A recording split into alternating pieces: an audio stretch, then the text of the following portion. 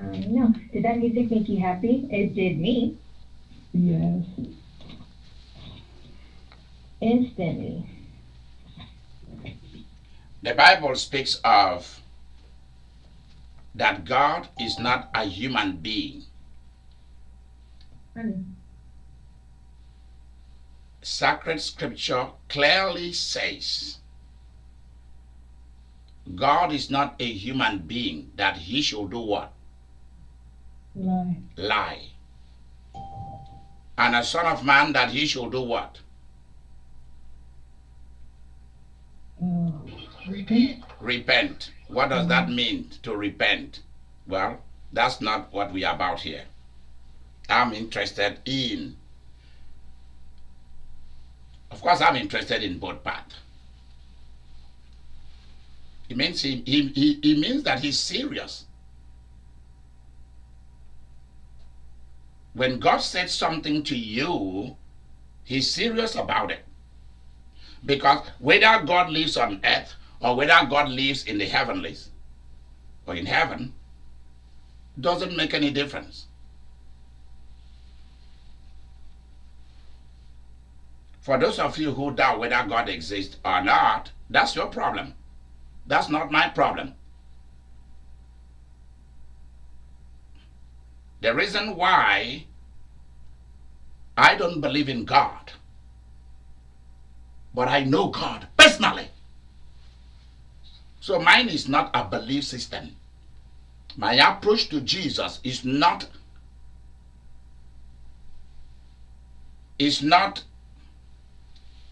authentication or an addition or a following of a creed and counsels. It's because I have seen God himself. I have seen his angels. I have seen the Holy Spirit. I have seen Jesus. That's why my life is very strong. I'm not afraid where I'm going in life. What I'm going to do today or what I'm going to do tomorrow. Or like some cultures worship death or are afraid of dying. Those things it's nonsensical. They don't mean anything to me. That's why I don't attach any importance to people dying or people are dead. Why? Because there's nothing like people die. There's nothing like death. Because once you come into existence, whatever form it takes, whether as an angelic being, or whether as a human being, whether as other beings that we know and do not know, when once you are released as a spirit, game over for you. There's no death for you. So you better sit up and begin to think seriously about whether you want to enjoy forever, whatever form life is going to evolve into with you while you are alive, and when you continue your life somewhere else after this present planet. And of course, you always come back to visit the earth, because that's how it is. If evil ghosts do still come back to visit planet Earth, how much more good ghosts like you and I? Amen. Amen. I'm honest. Don't kill your miracle. That's what I'm talking about today.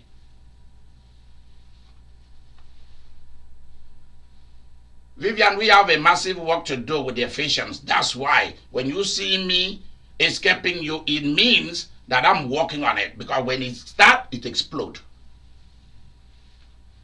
Yes, I understand. Don't kill your miracle. If you are a farmer, why do you go out to plant if you do not know? I'm not talking of if you do not believe. If you do not know that you are going to have a harvest. Those corn gonna come out, you're gonna weed. There is a work for you to do. Planting means job. Weeding, fertilizer, water, protection from bugs and from plant.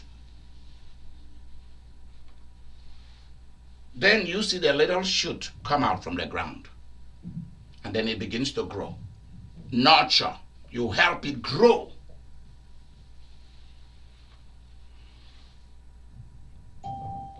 If you don't believe in the business, if you don't know that the business that you're embarking is going to produce money, why are you embarking on it?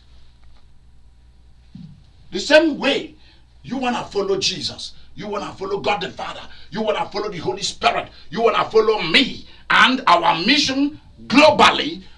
Why is it difficult for you to know that there is profit in this thing? There is profit. There's a harvest. Don't kill your miracles.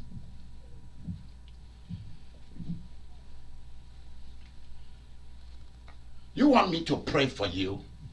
You're praying to God through various ways or traditions and doctrines of how you should pray. For me, I am so good that I crosses. And above all these different means and ways, because that's what they are, tools. Because when it comes down to you yourself, you're doing it. You are no longer dependent on the tools that people are giving to you. Then you are now a higher being.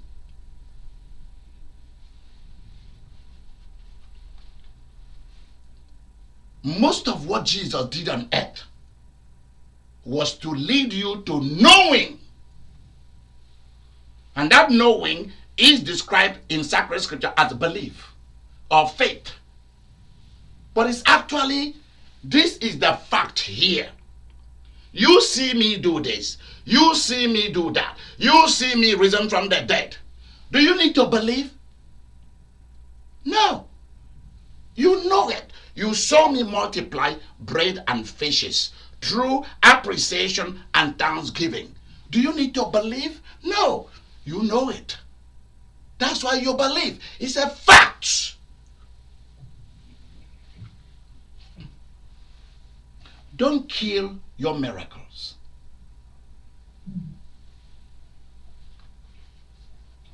People walk into a voodoo practitioner. Where are they going there? They already know. They know. It's not that they believe. It's because they know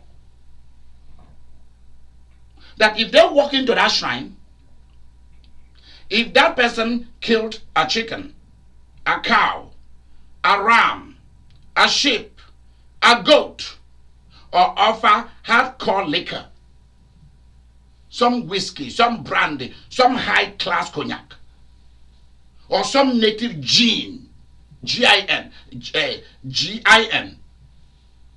and pour it somewhere where the ghosts of the practitioners' ancestors, where he can easily access them and reach them. Then they will open his eyes and open his ears, and he will see for you, do things for you, tell you what is to come. The answer is given. This is why things work out for Buddhists, for traditional practitioners of different cultures. Please, I'm begging each of you in the name of Jesus, if you are at work or you are at home or wherever you are, from now on, when you come to my service, to our service, and there are other things you're doing, press mute on your phone. You will still be listening to me. You will still be hearing me. Do not disturb us again. Be an adult once in your life and be a disciplined adult.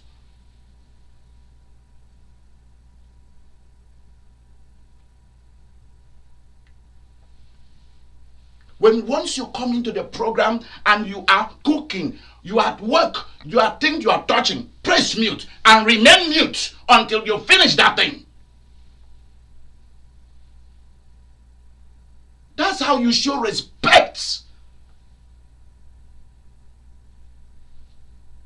It's not fair if you don't have honor. All right, let's go on. Do not kill your miracles, because part of the reason why your miracle dies is lack of respect and honor. Because if you do not show respect and honor in little things, you won't be able to handle money. Money won't come to you. Good people won't come to you. You'll be running alone. God won't show up. You see, you cannot bribe God. You cannot try to talk God into who he is not willing to be for you. You can't. You saw it in November 6th. You saw it. Is it November 6th or when? When was it? We had election last year. Whatever the date was. 60, yeah. You saw it. You can't bribe him. You cannot fast and prophesy him.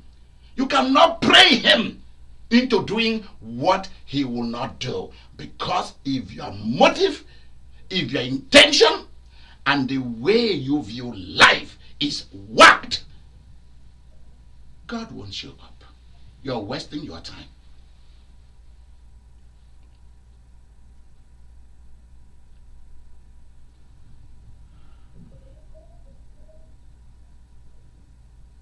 Hallelujah. Everything you see, God tried to talk to us about. Jesus tried to talk to us about. It's about knowing. Know this. Know that this is how I act. Know that when you do this, this will happen. Know that when you do this, this will not happen. It's about knowing fact. So let me tell you here.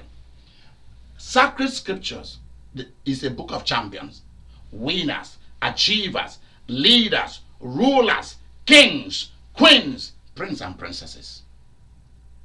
And I keep telling all of you that the Bible is not the book for poor, sick people who are seeking for something, confused, doubt, worry freak, control freak. That's not the book for them. The Bible is not the book for you if you are this way.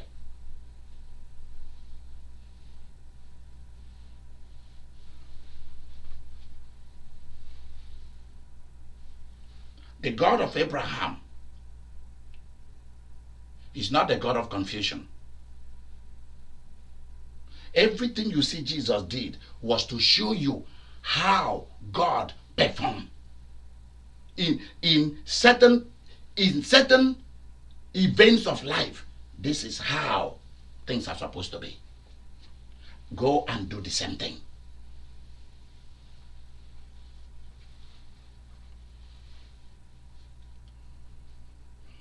I was talking to a girl yesterday.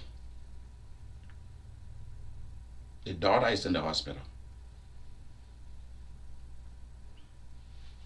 Someone in Colorado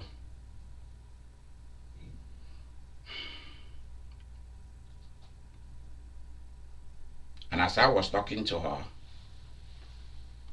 she began to cry. Yeah, I know that when someone of yours is in the hospital, it's painful to see that. It's not a good thing.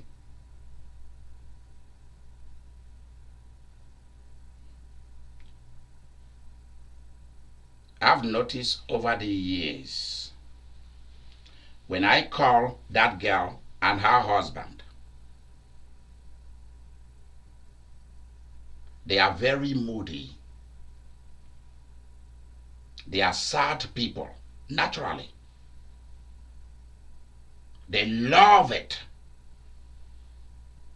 They are depressed people, unhappy people. They don't take life easy.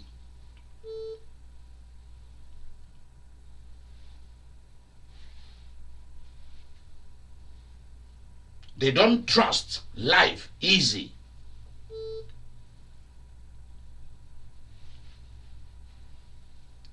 If you do not trust life, life will never trust you.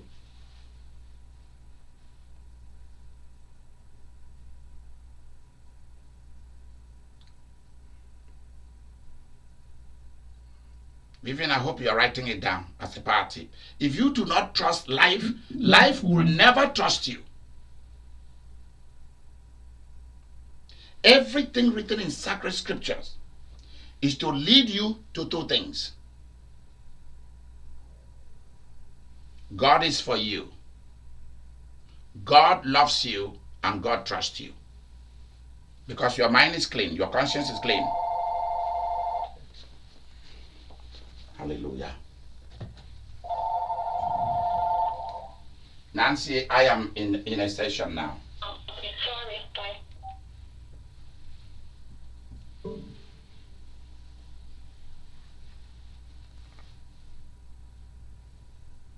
Everything you see in sacred scripture point out to one or two things. God is for you. God likes you.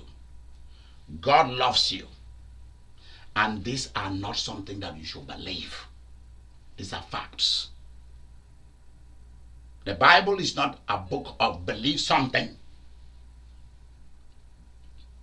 It's a book of proven, evidential, empirical, cognitive facts. Very pragmatic. Very existential.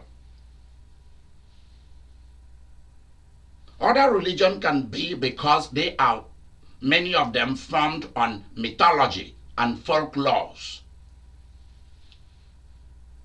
Some of them are dictations by demons. I hope you know that. Some of them are dictations by demons, by fallen spirits, fallen angels, fallen civilizations, long gone, who have interacted and mingled with humans. You have to know it. Especially in Hinduism, Buddhism, you find this. And a little bit in the Quran. You find that among the Mormons and Jehovah's Witnesses. These are a lot of what they practice is 100% addicted by fallen spirits.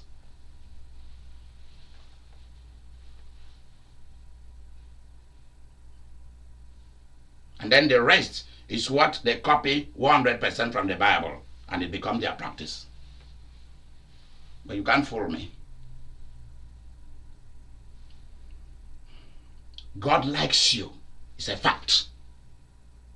Because you see, everything in the Bible is already tailor-made for you. It's about inheritance. You either inherit God or you forget about it. You came to the earth to inherit something.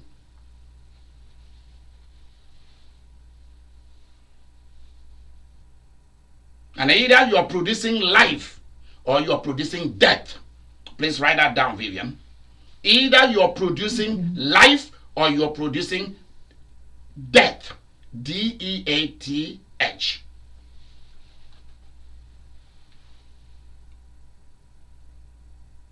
And either, continue to write, I'm not yet done with that sentence, and either you produce high profit or you produce high debt. D-E-B-T. Vivian, again, is D-E-B-T. Debt, like owing money. Okay. Yes, please. That's just what it is. Continue to write. And either someone coming to your life,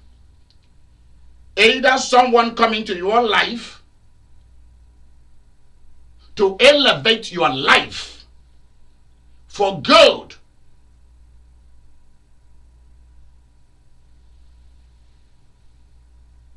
or to decrease your life to poverty. That's all. Vivian, you finish writing, you read it to us, please. either you are producing life or you are producing death. And either you produce high profit or high debt.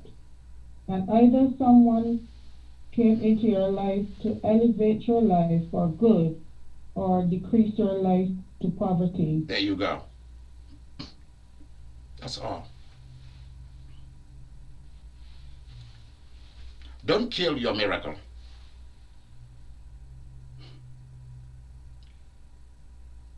God loves me. God likes me. Jesus is the medicine that lives in me. Just like they put a virus, they vaccinate you with a virus. A virus is injected into your system. Like I have so many viruses in my body through vaccinations. Rubella, whooping cough, meningitis, flu, just name it.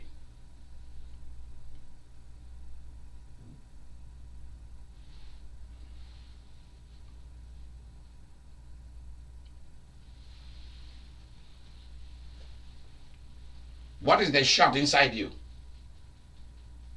So you thought that by praying the sinner's prayer and asking Jesus to come into your life, that Jesus is just serving in your life as the one who delivers you from going to hell.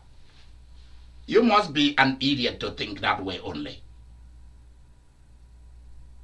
That's not what Jesus is in your life doing. That's why I include in the sinner's prayer, come into my life and remain in me as divine health and divine medicine inside my physical body. Amen. Are you guys getting it? Yeah.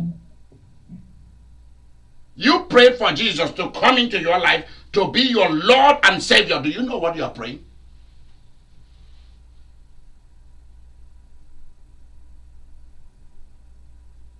You are asking the God of heaven and earth to reside inside you for every area of your life. And we only limit it to the supernatural. Shame on us. As though that is all that God was about. Then why did he create the earth and the heavenlies and fill it with wonders and tasty stuff and good things for our enjoyment? And a lot of religions and Christian denominations want you to be a sufferhead, to go through life as an absolute jackass, as an absolute crackhead. Take life too serious all the time.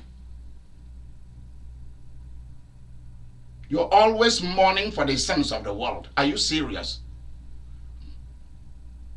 Everybody is a witch. Everybody is a sinner. Every music is bad. Don't wear gold. Don't wear diamond. And yet the highest places where God dwells must be built with diamond and gold. Ha ha ha. Ha ha ha. Don't wear no earrings, no bangles, no anklets, no nose rings, no necklace. Wear old mama's gown. Look like Sister Angela. God punished those who come to make up laws that are not found in sacred scripture in order to control your emotion, your mind, your everyday life for poverty. And that's why I'm not cursing anybody. Jesus has already cursed them. In the book of Revelation, he says, you remove from the word that he has spoken, you'll be removed. It's already there. So you think I'm cursing? Go and read the Bible. Because many people don't want to read the Bible and see the real truth about it.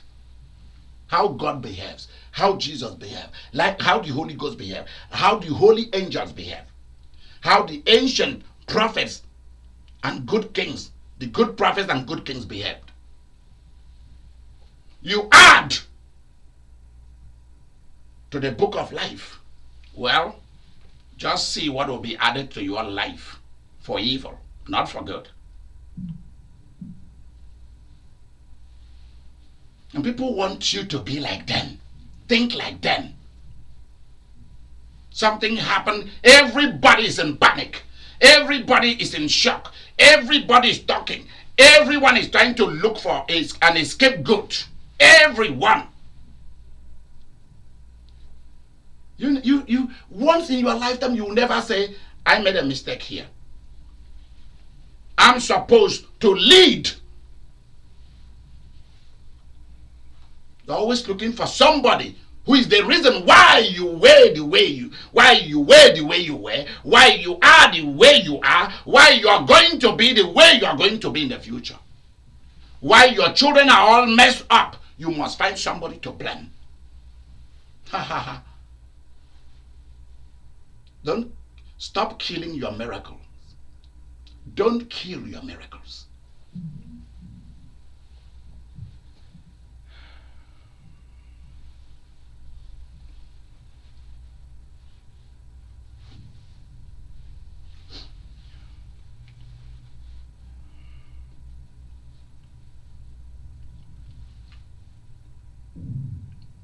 Someone is in the hospital. Vivian is an example of I didn't fast, I didn't pray. I create because I know who I am. I'm the same like you are. But I know certain things.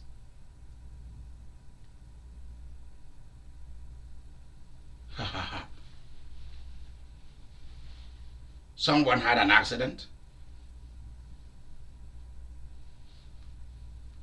Someone took you to the court, so what? You wanted to be born black, you ended up being born white. You wanted to be born white, you ended up being black. You wanted to be born in Portugal, you ended up being born in Spain. I'm talking of when you grow up, you begin to think that way. I should have been born in Portugal, not in Spain. I should have been born in Spain, not in Portugal. Now that you are grown up, that's the way you are thinking. That's what I mean. Yeah, I'm not talking about reincarnation because there's nothing like that. Just forget about it.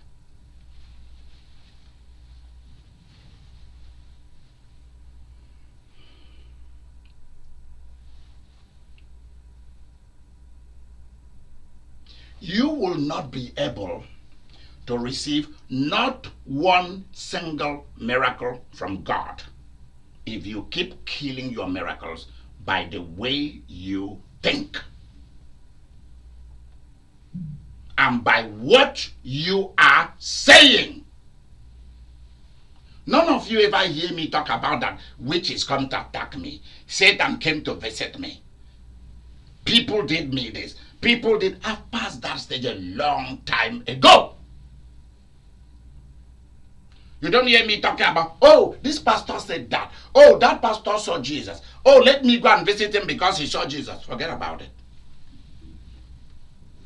You don't see me do that. I don't need to visit somebody who saw Jesus. He saw Jesus for himself. He should go and use it for himself. Don't come to tell me about it. I don't want to hear it. Why? Because I have seen Jesus for myself. You want to tell me about how you saw Jesus so that I can come and give you money? So that you show me how to see Jesus? Do you think that Jesus is a shrine and a practice of witchcraft? Or is a pilgrimage to Jerusalem or to somewhere else? Because human beings have learned the art and craft of using the name of God, the things of God, and all of that. They've learned it. How to make a living out of it. how to eat from it, build a house and fly a jet from it. They've learned it. It's an art to be learned. If you can mix it with pure worldly business, you have money. But because I'm honest, now I'm still going to blend it with what is out there. When I say what is out there, I mean use modern means to broadcast, to invest money, material resources, the word of God that we are ministering to solve problems. If my job was only to preach to you, I don't need it. If I cannot solve your problem with what I'm doing, I'm irrelevant.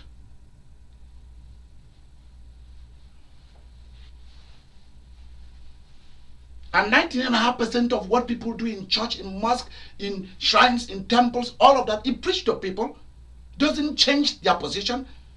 They just adhere to doctrines and traditions and culture, and they go away. They love it that way. Just to belong to something. Just to be known for something. And yet that thing carries no power. It's not helping you. Nothing. It's not solving your problem.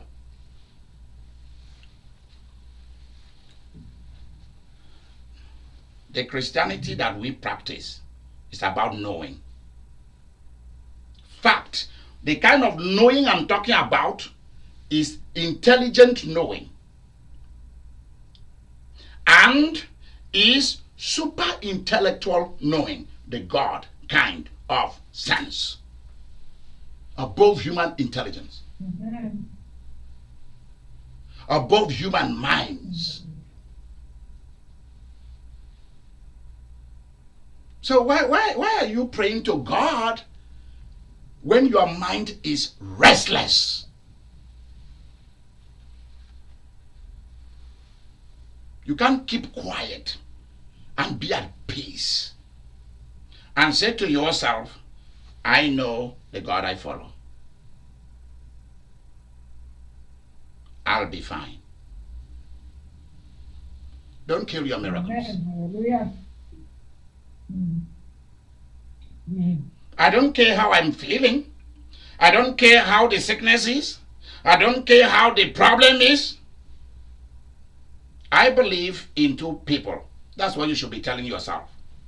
I believe in Jesus, in God the Father, and in God the Holy Spirit. I know. When you say you believe, you mean you know. You belong. I know that the angels are here. The ministering angels are here. They are with me. There is no time angels are not with me.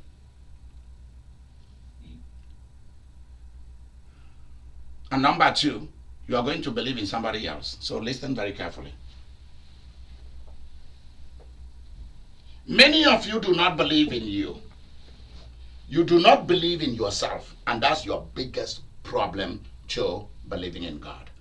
You don't trust you. You don't trust yourself. That's why you don't believe in who you are. You don't believe in your talent. You don't believe in your giftedness. You don't believe in your marriage. You don't believe in your children. You don't believe in nothing. So because you don't trust you, you don't believe you. That's why you can't believe nobody else. Because you think everybody's playing a game.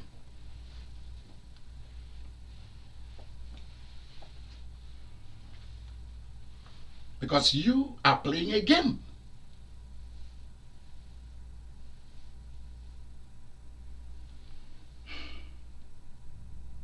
You are simply seeing in other people who you are. That's why you're a gamer. You're a game player. You're a player. Because you're a player, that's why you see players in everybody. You are a witch, that's why you see witches in everybody. You take life so hard. You don't take life easy.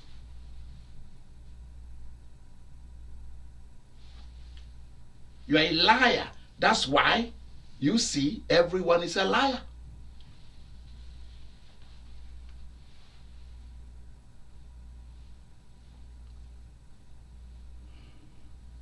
Even if you dress and look a little bit nice, you are cheap. That's why you see everyone cheap. Because if I come to your house, the bed is broken, the TV ain't working, you sit on the sofa, it cave in, and you see your butt dropping on the floor, boom. Everything is hanging on a thread. Cheap, live cheap. Told you guys how I went into a house to go minister to some people who were sick. Lady was laying on the bed.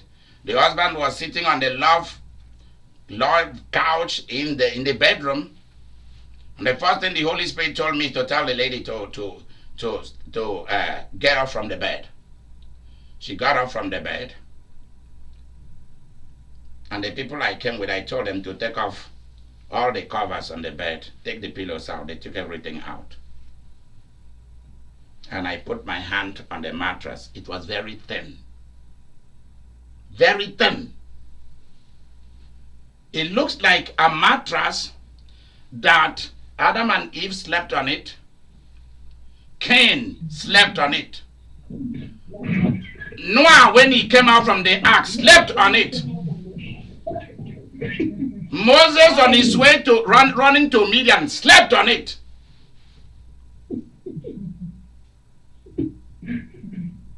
It was so thin. And then I asked them to take the mattress out.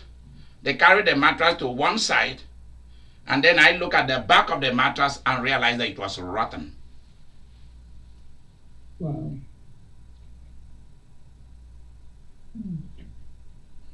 And then wonders of wonders, you won't believe this. The tree that was at the back of their house. Hey, Jesus, have mercy. It is so bad that I start speaking in tongues. I'm telling you. So bad. So bad that I start speaking in tongues. Yekele kantata lamboko shekele. Hebe katoke yoboloko. Alanda kashekele boloko te kanto poko she.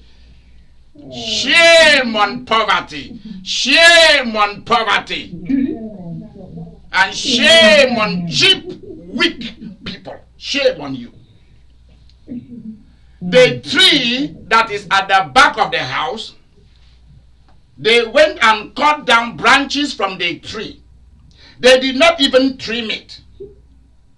And the tree has something that will be choking your butt, like some poking things. Still, we're on the branches. And they cut down those branches and they put it on the bed and put the mattress on it and cover. Oh, shoes, come on. Oh, gosh.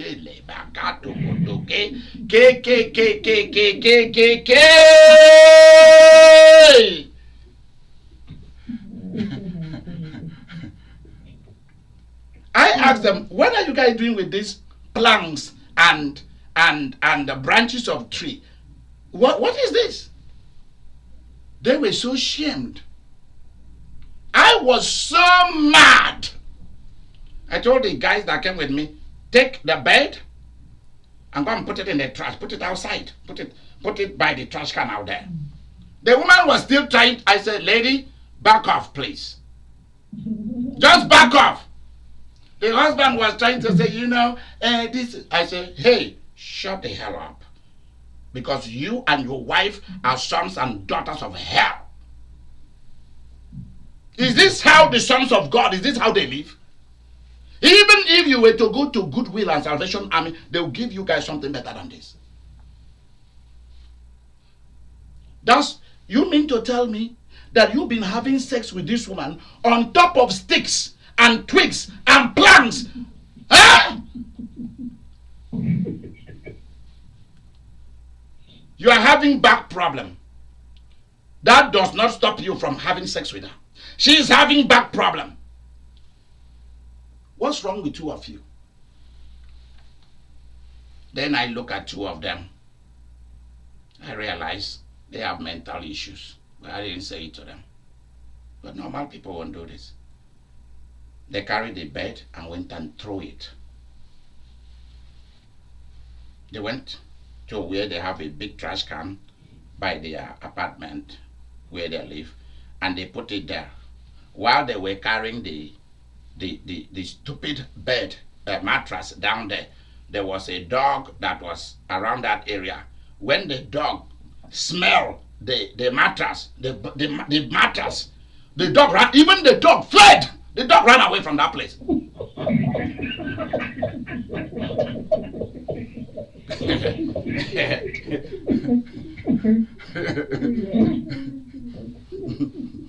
The dog ran away.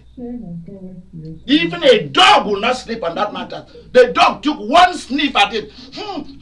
He took off. He said, "Oh, no, there's something rotten here. No way." The dog fled. Didn't come back to that place.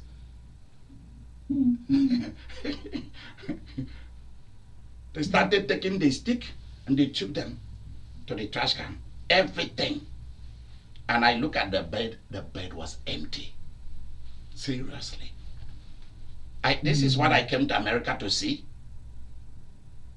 How American citizens live. Church folks. Seriously. Now I told them, you now have a real bed now. You can now go back to bed. Yep. You can now go back to bed because there's nothing there. Yeah, now you have a bed. You can now go there. This is a woman who, she spent a lot of money to do her hair, her nails, to buy this and buy that. I mean, their house is completely ugly. Indecent. So it's not everyone you see out there wearing something that looks good. They are just wearing it to attract something. Go to their homes. You won't want to live there, not 1 second.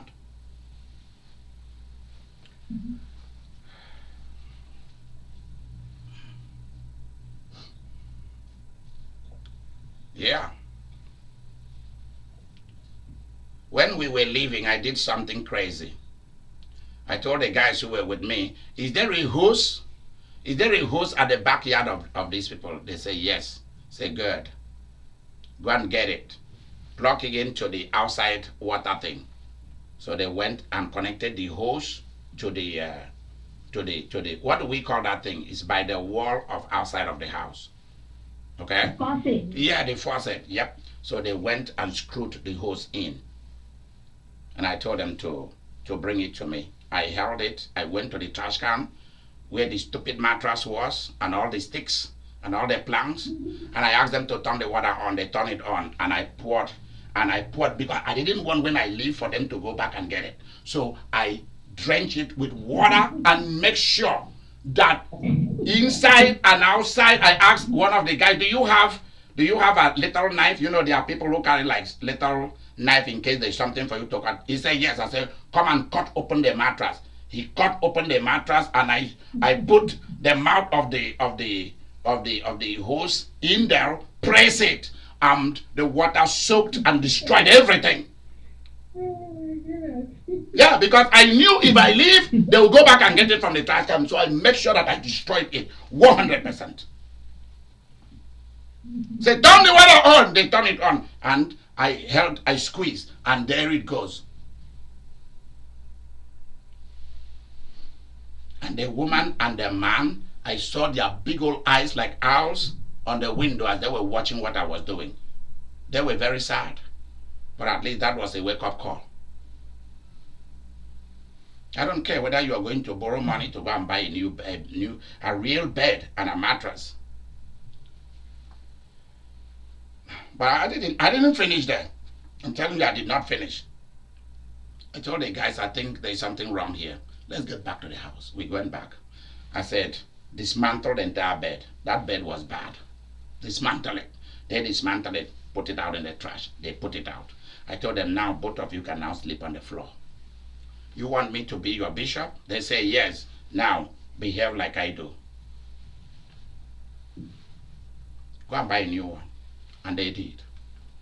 And the back problem vanished of its own on both of them. The pain on their calves, the pain, something shooting on their toes, something shooting on their feet, constantly something shooting at them. Headache vanished. Everything vanished. There was no need to pray to cast out any demon. They were the demons. They had the demons there. They were sleeping on top of demons.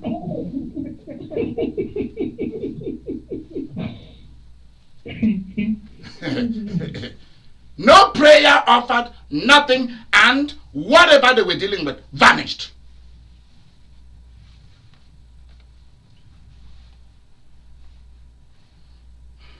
You don't want to take life easy. Life is not going to take things with you easy. Let me go back to what I'm saying. Restless spirits, confused spirits, stubborn spirits, negative mindset, fraudulent mindset, people who use their intelligence for evil. You are not going to go very far in life. You won't. You may think that you are smart, but it's coming back to bite you. Don't kill your miracle. You're praying for God to heal you.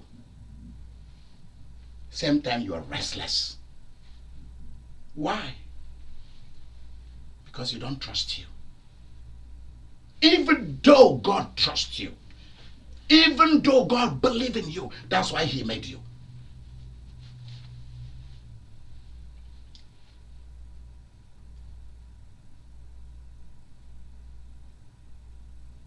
Do you trust yourself? Do you believe in what you are capable of doing? Why do you trust other people and believe in other people and what they are capable of doing more than you?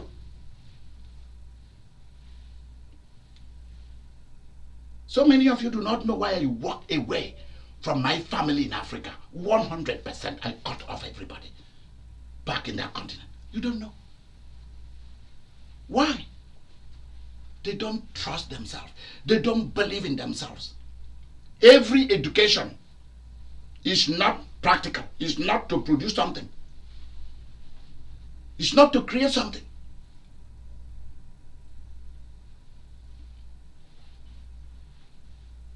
Same problem India is having today. You want to copy America. You don't ask for the blueprint of America.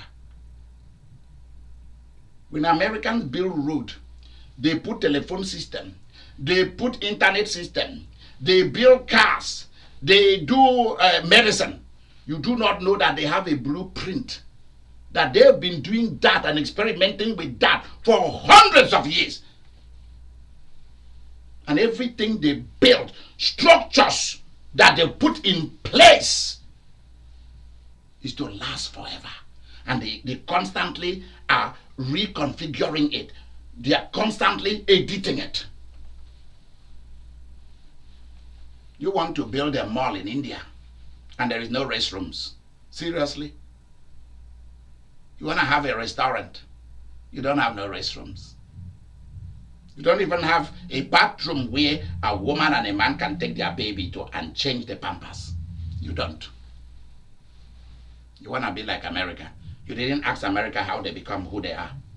You want to be like Europeans? You didn't ask Western Europe, especially, how they managed to be where they are today. They believe in themselves. They trust themselves. They are practical people, handwork. Many of you want degrees.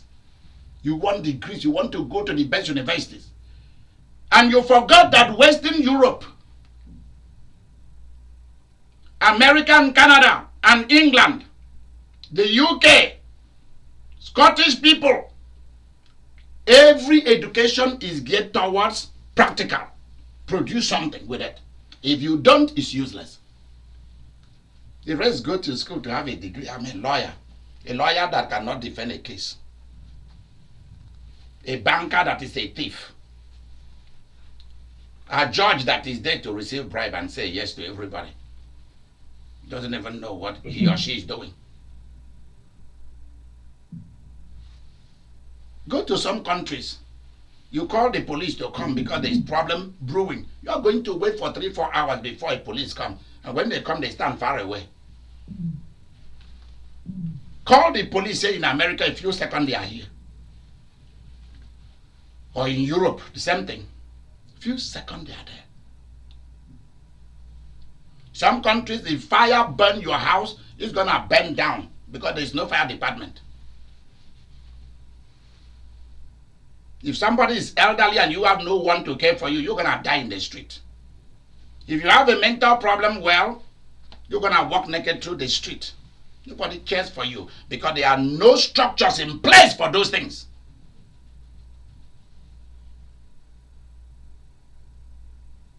Because everything in my country, the United States, in Switzerland, in Norway, in Denmark, in Canada, in Sweden, in Holland, Italy, Germany, the UK, Scotland,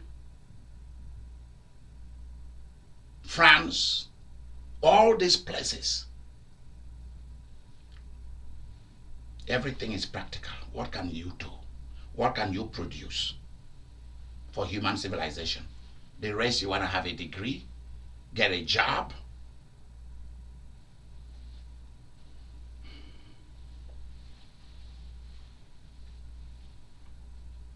You waste your money. Today you want to study to be a lawyer. Next day you are studying to be a psychologist. Wasting money, studying foolishness that of no use to nobody. Because it's not geared towards practical. You just want to look big. It dawned on me after a while that a lot of our guys, a lot of our pastors that were flying out overseas to go and study, were simply going to go and get a big degree, PhD, to come back so that they will be appointed to be the kings and the queens of the church. And none of them has built one church. None of them has brought one soul to Jesus. Not one of them has made a dime for the church. Nothing. It's to help you to eat and grow big belly and talk big talk.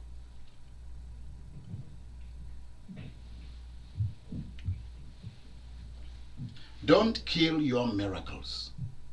Don't kill your miracles by your restlessness because you don't trust God. You don't trust you. So let me tell you, you kill your miracles, number one, by not trusting yourself. It's because you don't trust you. It's because you don't believe in you. That's why you cannot trust God. That's why you cannot believe in God. That's the main foundation. It's not because of other people. It's not because of the problem. It's because you don't trust you. You don't believe in yourself. You don't believe who you are. You don't believe who you are in Jesus. You don't believe, many of you do not even stop to think and say, this is strange. I am in this earth. And the God, the maker of the heavens and the earth, lives in me. Through Jesus Christ. God the Father and the Holy Spirit are here. I am part of the Trinity. Wow, this is strange.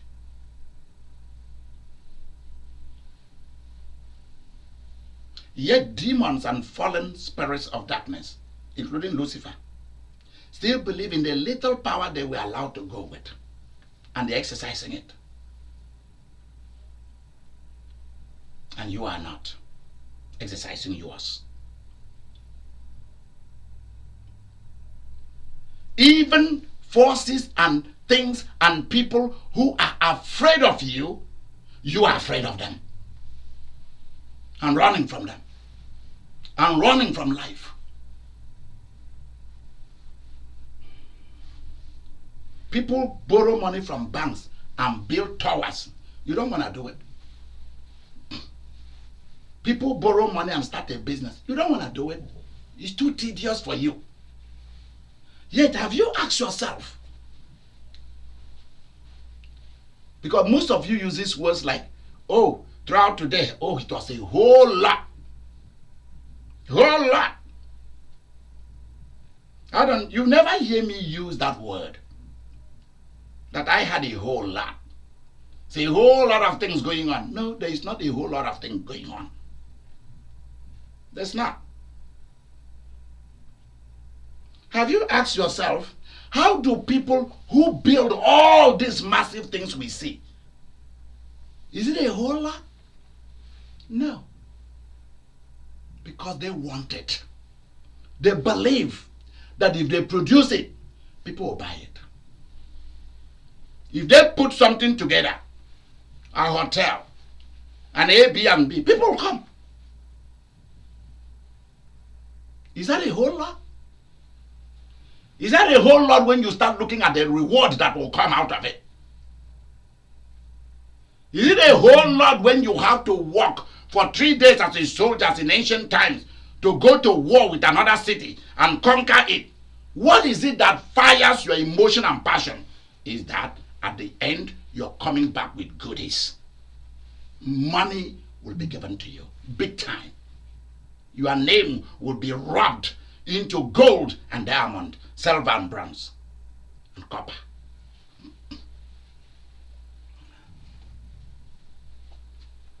You keep killing your miracles.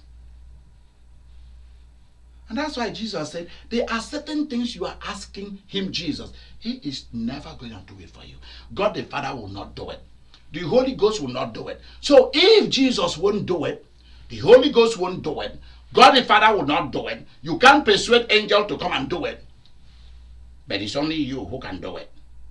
Why do you want to give up what you should be doing to either another human being or to God to go and do for you?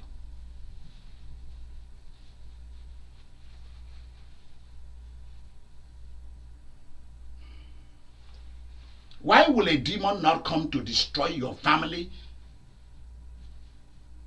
up to many generations to come?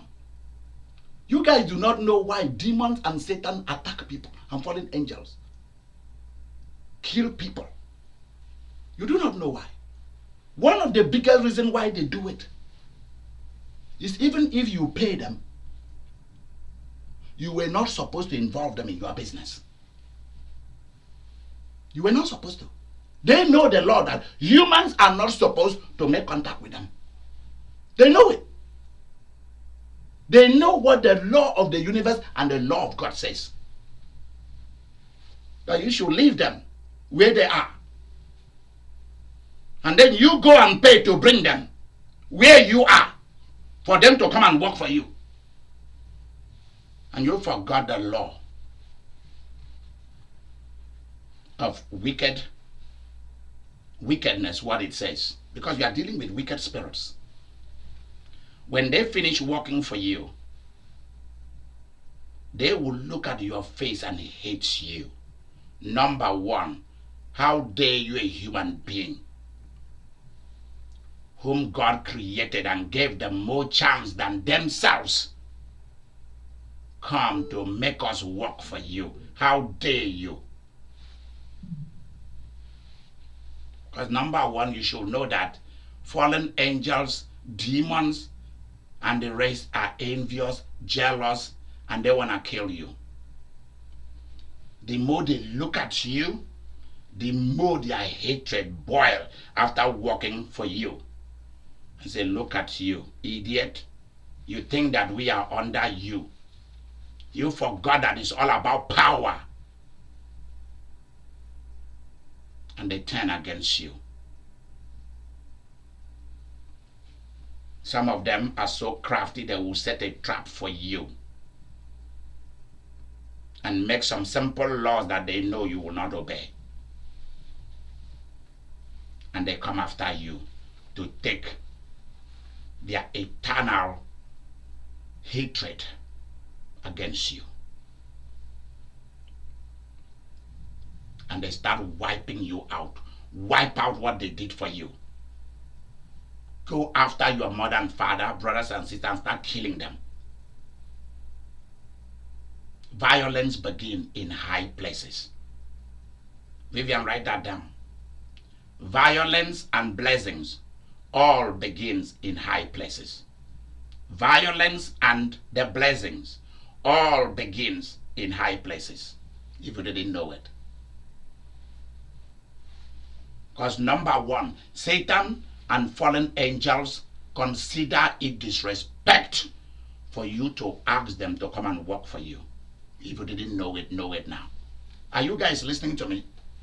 Ha ha ha. Yes. Yes. Ha ha ha. Yes. Ha ha ha. That's why when they possess you, they possess you to kill you. You ask them to come and work for you, open doors for you to have money, make you lucky. They make you lucky. They open doors for you in order to use it to kill you too and send you to hell where they are. That's it. And you don't know it. You think it's fun. You want to consult dead people to come and work for you? The dead people consider it an act of disrespect that you don't allow them to rest where they are, to stay and wait for God to come and finish them. And yet, where they are supposed to be, to deal with their sadness and unhappiness and depression and nervousness, you're asking them to come and work for you. How do you ask somebody who is depressed, emotionally unstable? Ha ha ha! Are you guys listening to me? How do you go and tell a mad person to come and do a job for you? Seriously? Ha ha ha! You must be out of your mind.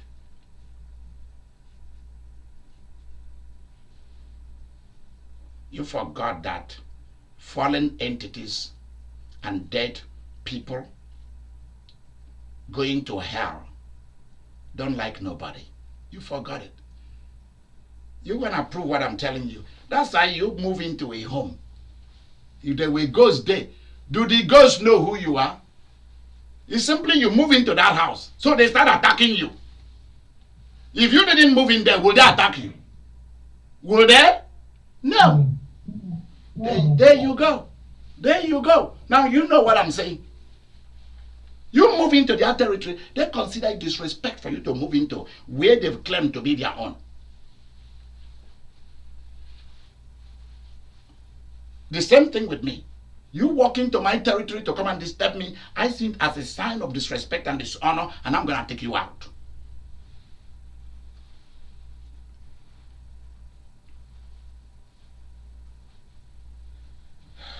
Don't kill your miracles. Don't kill your miracles. Jesus said, if you shall say to these mountains, he ended by saying, you believe that what you are saying shall come to pass. Because your words go out to create and form things, and those things then are released and brought back to you. Many of you are impatient, that's why you are broke. You sit down and calculate until you get all of this and get all of that. You are not going to invest. Until this, you won't do that. That's why you're broke. You kill your miracles even before they have opportunity to happen. You've already killed them. Restless minds produces doubts, fear, cheap, weak, control freaks,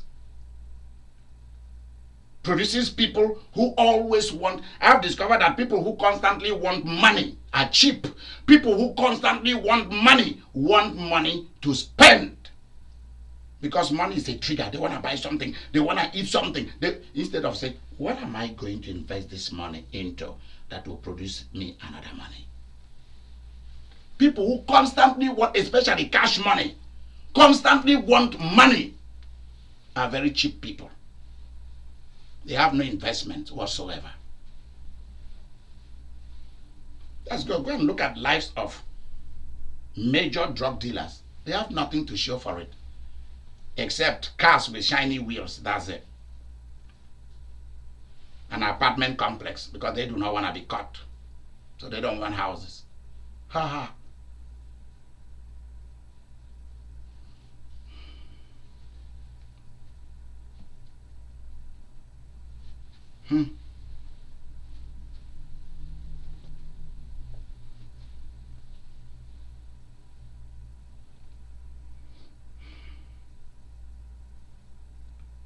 Don't kill your miracles. You are praying about what you want. At the same time, you are complaining.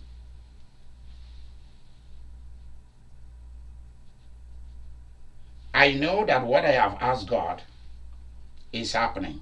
I have administered God's medicine into this person. He's going to do his job. Because you see, Jesus in you as God's medicine produces the same result like natural medicine does. And many a times, his own is quicker. Because you save a lot of money. You go and you get a shot or take a pill or you have a surgery. The cure doesn't happen immediately. And that is why God doesn't trust people who come to me for prayer. When they leave me, they go to another person for prayer. It shows a restless, troubled mind. Are you a restless, troubled mind? You will kill your miracle. You've been held hostage by what others have said, by what others have done. You've been held hostage. You are only operating as far as some people are making you see things, are making you hear things. And that's where you are going.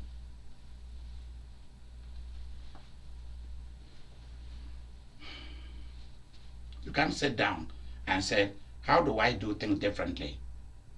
That is my own brand. Me.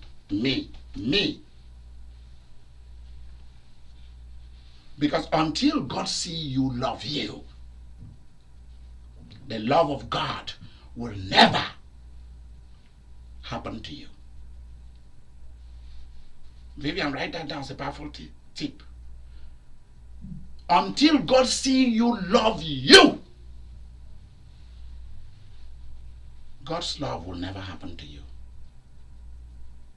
And perfect human being, rich human being who will have come to help you and to love you, they will never come your way. Because if they come, you're going to destroy them.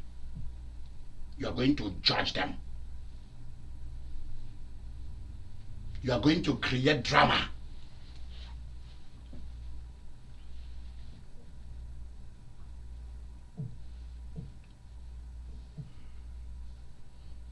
You don't believe that they come.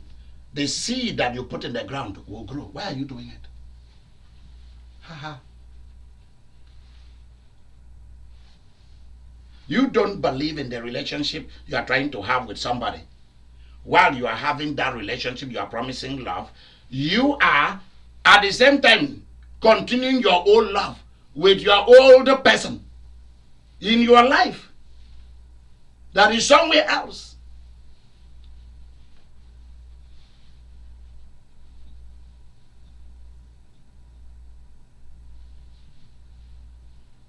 Because you don't know how this will turn out. So what?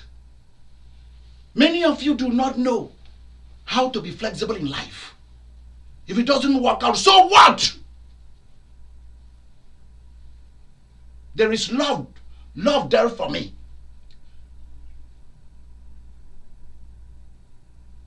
You are the one that is going to make, Vivian, write this down, it's a powerful tip.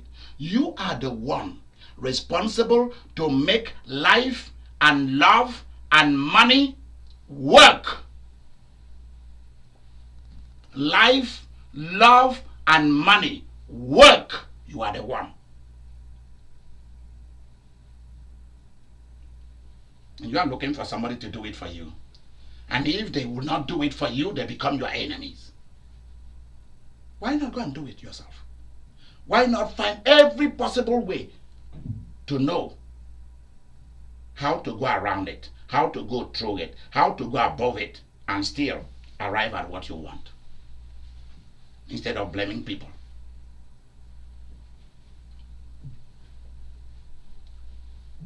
See, you see how I am. If I try to do something, whether it be relationship, ministry, this, that, and it's not working, along the way, I will shut down everything, sit down and look at it, and start planning on how I'm going to do it. Do you guys know how many websites I've studied? From Amazon to big preachers, past, present, to corporations. I'm studying how do they put their website together, so that when I make the two websites that we are going to produce, one for our business, one for the mission, I'll just leave it and let it just run until after another 7 years. Then others can now, that's their own job, not mine. Many of you are surprised. Last Sunday we didn't read no scripture. Today we are not reading any scriptures, because I'm experimenting on a different way of communicating with you. There will be time that I will ask people to read. There will be time that I don't need it, to just go straight to the matter.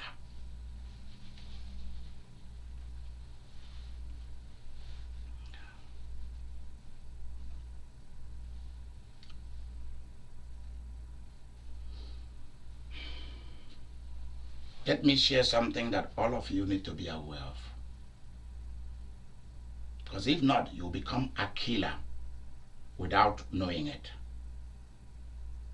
You'll become a sabotage without knowing it. You'll become a destroyer without knowing it. You'll become a devil without knowing it, or you may know it. Let's say that someone is diagnosed with cancer or with kidney problems, lung problem. Somebody is into a lifestyle that you, the mother or father, do not like.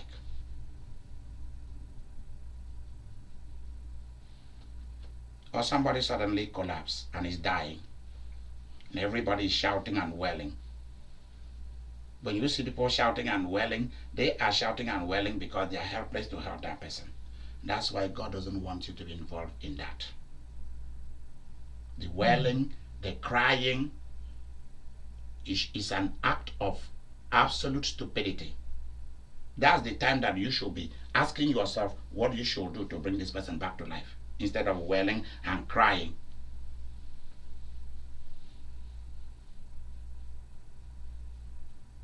That's what we see in the house of Jairus. Jesus sent everyone crying and wailing, send them away. Why? They will kill that girl. Ha ha ha ha. Did you guys hear what I just said? Yeah. They will kill the daughter of Jairus. And if Jairus doubt and start wailing, what did Jesus say to Jairus when they reported that the daughter has died? What did Jesus say? Where are the Bible scholars? Where is Mary? Mary, where are you? She's sleeping. Yeah, I know. And they laugh at him. But what did he say to Jairus on the way to Jairus' house? So you guys are not reading your Bible. You're not reading the New Testament. What did Jesus say to Jairus? Oh my goodness, you guys are not reading the Bible. This is bad. This is bad stuff. I thought he said she's sleeping. She's sleeping was when he reached the house and he saw all the people wailing and beating dead people music, eating, drinking, because the girl was dead. They've started the vigil. They've started the dead songs. They've started the dead ceremony and rituals. And Jesus said to them, get away. The girl is sleeping, and they laugh at him. But what did he say to Jairus when they were on their way to Jairus' house? And some people came to Jairus and said, your daughter is dead. What did Jesus say? Please read the entire thing to me. He said, only Is that what you read? Where is that portion? Read it to me. Somebody should read it.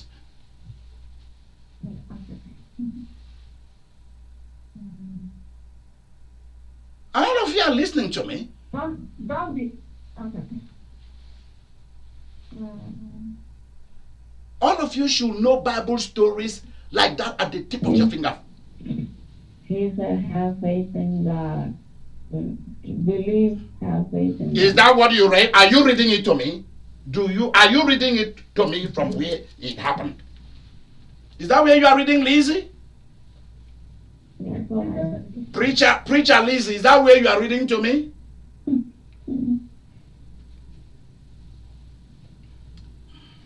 Don't be afraid. Just believe. Is that what you are reading? Mm-hmm. Okay. Yes. Do not doubt. Don't be afraid. Only believe. Believe in what? You are the one who came from your house to look for me, to come and cure your daughter. The person you see here is life. This is the owner of life. This is the owner of life. Know that you are following the God of life. The living and the dead are in my power. Don't doubt. Don't be afraid. Only believe. Only believe. Vivian, do you have that Bible story right in front of you? Who has it in front of you? Who has that Bible story in front of you? When you find it, you stop me, you read it. I have it. Okay, read it to me, please, Roslyn. Thank you, Roslyn. It says, you just want that portion of scripture where he says, "Do not be afraid, just believe." No, It just says, start. "Lord Jesus and his." No, start from where Jairus came to Jesus. Tell us where you are reading. Tell us where you are reading. It's Mark 5:21 to 24. Okay. And it says, Jesus, the official from the local synagogue, Jairus, the official from the local synagogue, had heard about Jesus' reputation as a miracle worker. Did you hear that? And wanted him to- Where are you reading? Is that the sacred scripture itself, or are you reading from the internet? I'm reading from the internet. Okay. I want somebody to open the Bible to Mark chapter 5 and find that portion and read it to me quickly. Victoria, go to your Bible right now. Mark 5:21.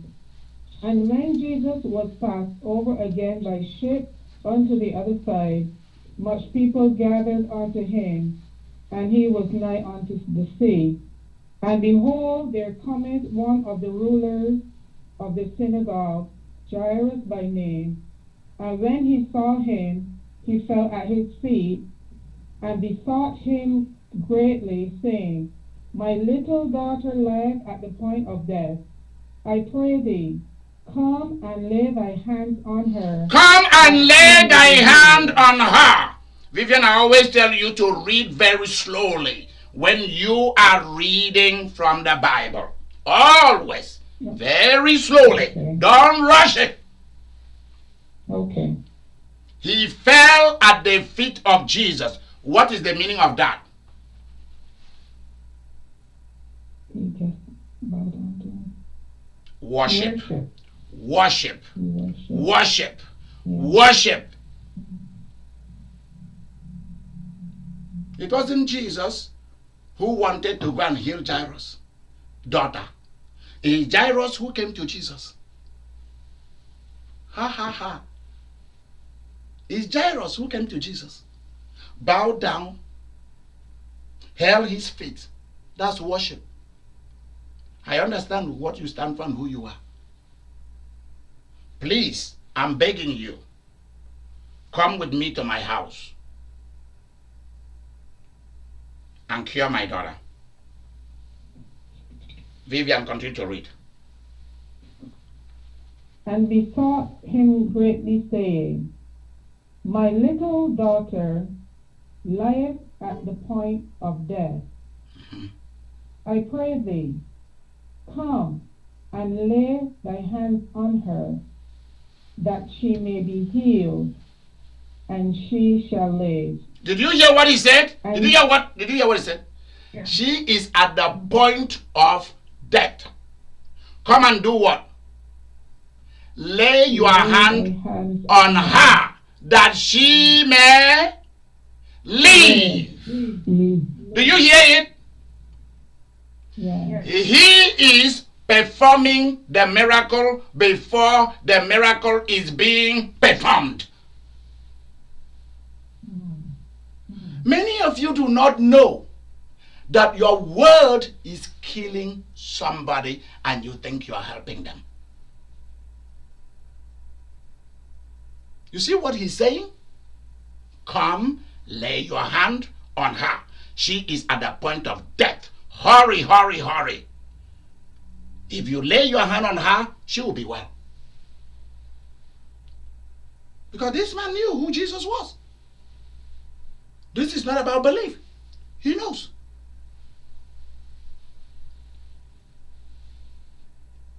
Miracle before the miracle. That's why there is a place that you have to love to be quiet, not to talk, not to gossip. Because your words are powerful, or your words are destructive, or your word will turn you into a mental case.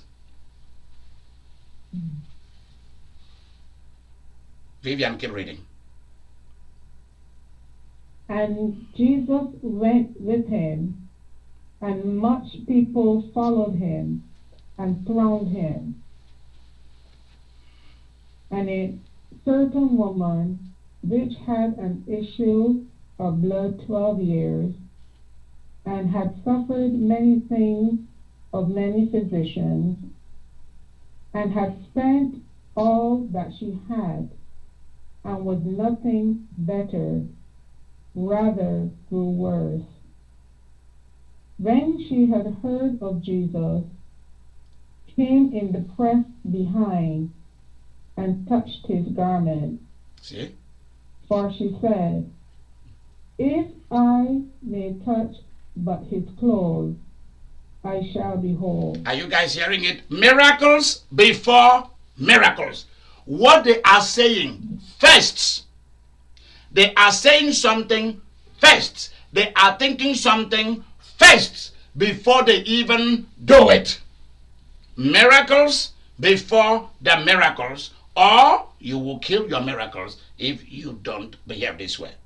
All of the things of God, he says it first. Why do you need to say something first before you do something second? Is because your word create what you are going to get. Amen. Amen. You release what you want, and then you go and get what you have released. Are you guys getting it? You release what you want, and then you go and get what you released. Amen. Amen. If I would touch his clothes, if I can get a hold of even touching the fringes of his clothes, because Jesus was a rabbi and dressed like a rabbi, like a teacher of the law.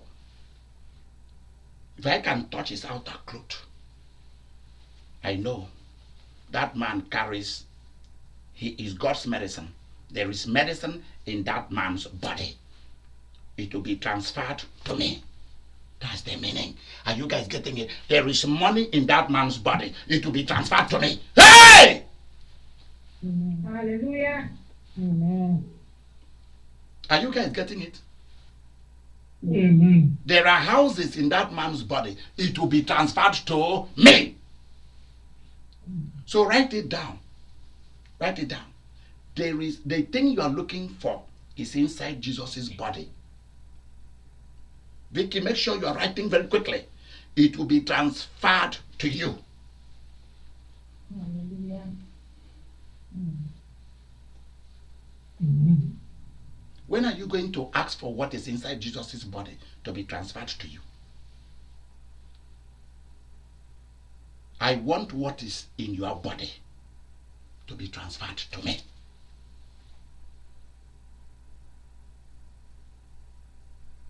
Vivian, keep reading.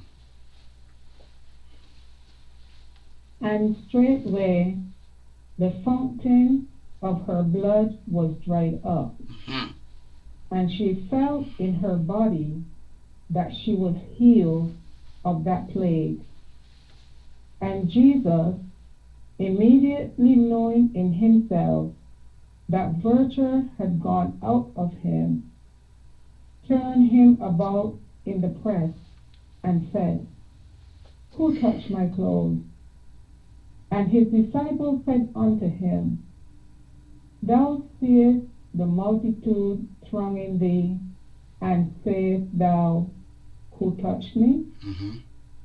And he looked around about to see her that had done this thing. But the woman, fearing and trembling, knowing what was done in her, came and fell down before him, and told him all the truth. And he said unto her, Daughter, thy faith hath made thee whole. Go in peace, and be whole of thy plague. Did you guys see that? Did Jesus touch that woman? No, No. Did Jesus pray for her? no, No. Did Jesus recite No. Isaiah? By his wound, you will be healed. Is that what Jesus did? no, Did Jesus anoint her with oil? no, Did Jesus preach to her? no, he didn't. No. How did she get her miracle? So she believed. She created her own Created a miracle. miracle. She created her own miracle. There you go. Create your own miracle. Miracle. Victoria, you on the line? Yes. Hi. Write that title for me. Okay. Don't kill your miracle. ... Create how to create your own miracles with God. Don't kill your miracles. ... How to create your miracles with God. Got it. See it? Nobody created a miracle for Hannah, Ruth, Esther. Nobody. They created their own. Mm-hmm. Vivian, keep reading. I'm loving this. While he yet spake, there came from the ruler of the synagogue's house certain which said, Thy daughter is dead. Why troublest thou the master any further? What she was saying And is so- servant. Servant came from Jairus' house. And let's hear what they said to Jairus. Read that portion for us. Keep reading, Vivian. As soon as Jesus heard the word that was spoken, he said unto the ruler of the synagogue, Be not afraid, only believe. Which And means, he suffered- which means, don't doubt yourself and don't doubt me. You are the one who came to me. You trust yourself, that's why you came to me, because you also trust me.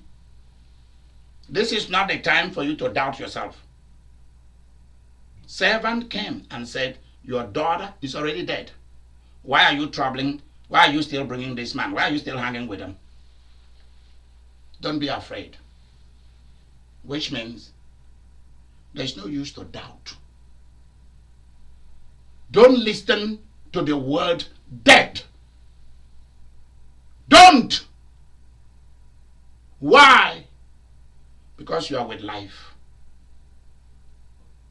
Ha ha. Ha ha ha. Amen. Do you get it? Yeah. You are listening to the word cancer. You are listening to the word bed sore. You are listening to the word arthritis. You are listening to the word high blood pressure, diabetics, and all kind of sickness. That's what you are listening to. Instead of listening to the man whose name is life and resurrection. Ha ha ha. Kembele kasho eye. Kembele kasho. Kembele kasho. Kambole si kambale. Kambole kasho. Kambole kasho. Kambole kasho. Makompe shokampole. I'm not singing in any language that I understand. Me as a spirit is singing in the Holy Ghost. Simple. This is what the song means. Power, power, power of God is running through me like wildfire. Power, power, power of the resurrection is running through me like wildfire. Power, power, power of the person of the Holy Ghost and God the Father is running through me like wildfire. Things are being created because the fire is running through me. That's what I'm singing. Hallelujah. Hallelujah. Hallelujah. Amen. Hallelujah. I am a wild fire. Burning and yet not consumed.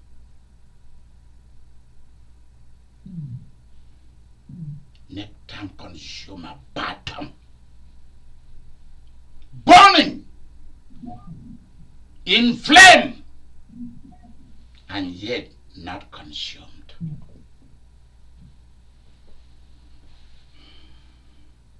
Don't pay attention to the word, your daughter is dead. Don't listen to that word. It cannot be done. That's what people are telling you. It's over. It cannot be done. There's nothing we can do about it. In ancient time, people lifted up their eyes and see the geese and the dogs and all the wild birds flying and passing from continent to continent. Oh, humans can never fly. Is that true? It's not true. No. Today we have planes. Yep. See? We look at the moon.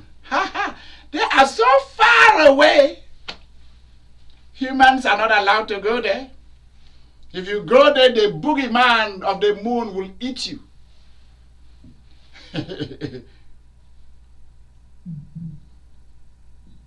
And Yuri Gagarin and Neil Armstrong, they all crossed into space.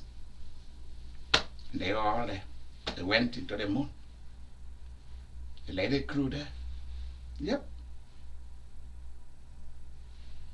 I've realized that people who have restless mind, who don't believe and trust themselves, first thing they will always tell you is, it cannot be done. Forget about it, it's over. Oh, your sister is a mad girl.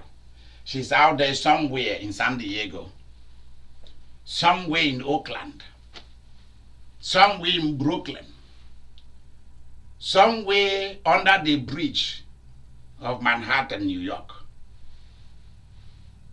somewhere in Buffalo, New York, Long Island, the Bronx. A lot of bad people there.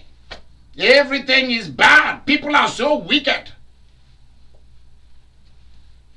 And Jesus said, no, don't go that route. People are so good. Everywhere I turn to, people are good to me. And if there are people who are bad and wicked, I'm not there for them. They are not there for me. You start looking at the good side of life. Then the good things of life start looking for you. Write that down. That is very important, powerful tip. You start looking at the good side of life. Then the good things of life start looking for you. Are you guys getting it? Are you guys getting it today? Or is it too much? Is it too big? Is it too big for you to understand? No. There you go. You are listening to your emotion. Your heart is beating. Boom, boom, boom, boom, boom, boom, boom, boom, boom. Hey, why should this happen to me? Because everything human beings are trying to protect is so that nothing bad will challenge them, so that things will remain the same. So that everything, we want to be very traditional. Everything is mapped out. This is how things will always be. We don't want no change. We don't want people to laugh at us. So we do everything to protect everything.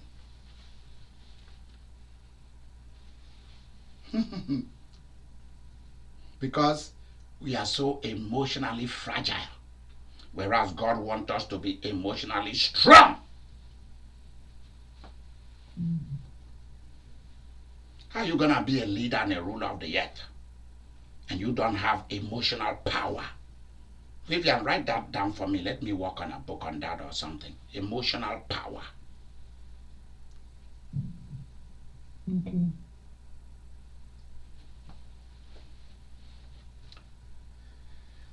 Don't kill your miracles.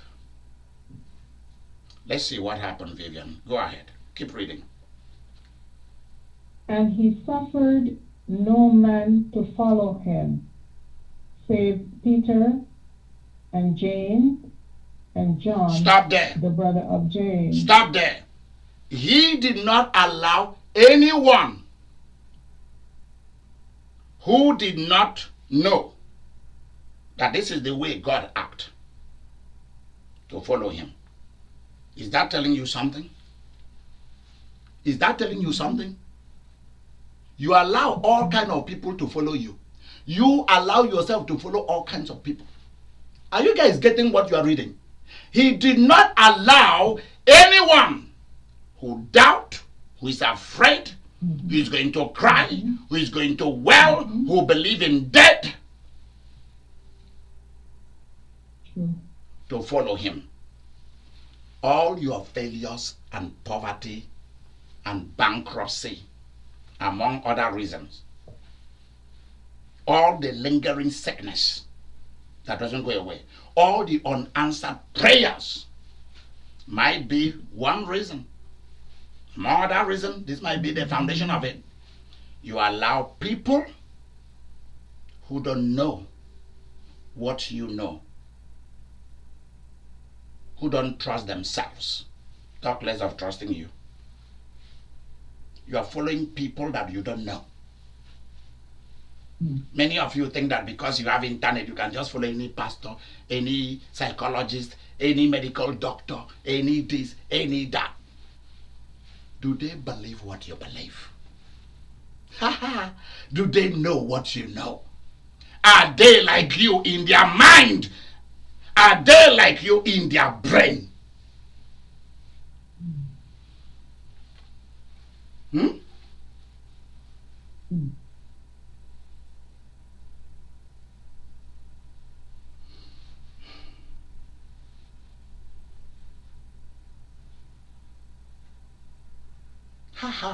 See? See why Jesus succeeded?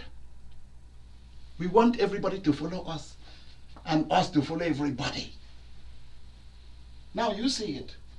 That was not the style of Jesus. And that's why Jesus succeeded.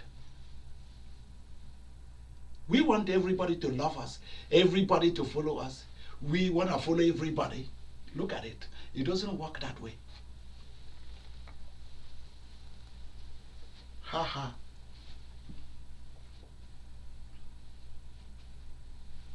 It's like if I'm buying a house or I'm buying a car and doing something that has to do with the future. Only 2 people I will consult in the world. And that's all.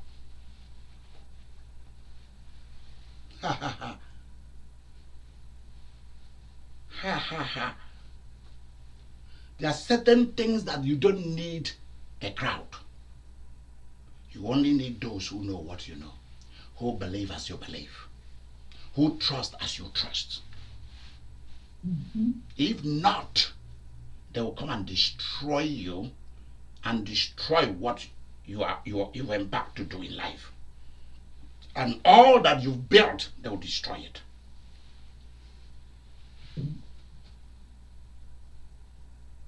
Yep.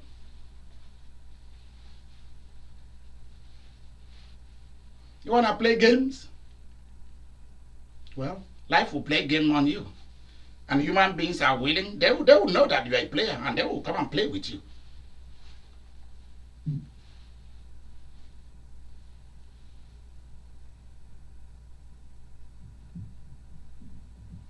Who are on God's side, come on my side. Who are on God's side, come on my side. That's what Jesus was saying. I only take people who are on my side.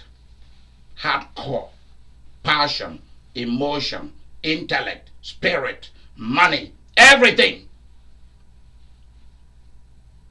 Never took people who,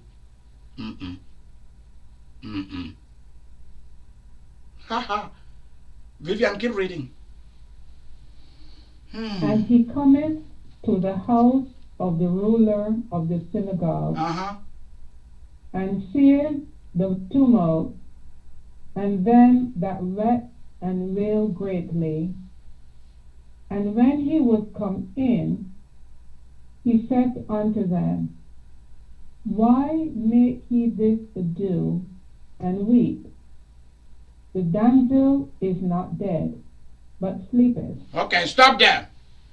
Did you hear that? People were weeping. Why were they weeping? Why were they weeping and making tumult? Carrying sand, throwing on themselves ashes, black clothes. Why were they doing that? Because they believe she was dead. Because they know she was dead. And they know they themselves are not capable of helping her. So they are now, the only thing they can come and do is to come and prove to the father that they love Jairus. That's all. And that they are going to stand with him in his bereavement. So you know what they've done? Even if that girl was to come back to life, they've sentenced her and told her you are not coming back.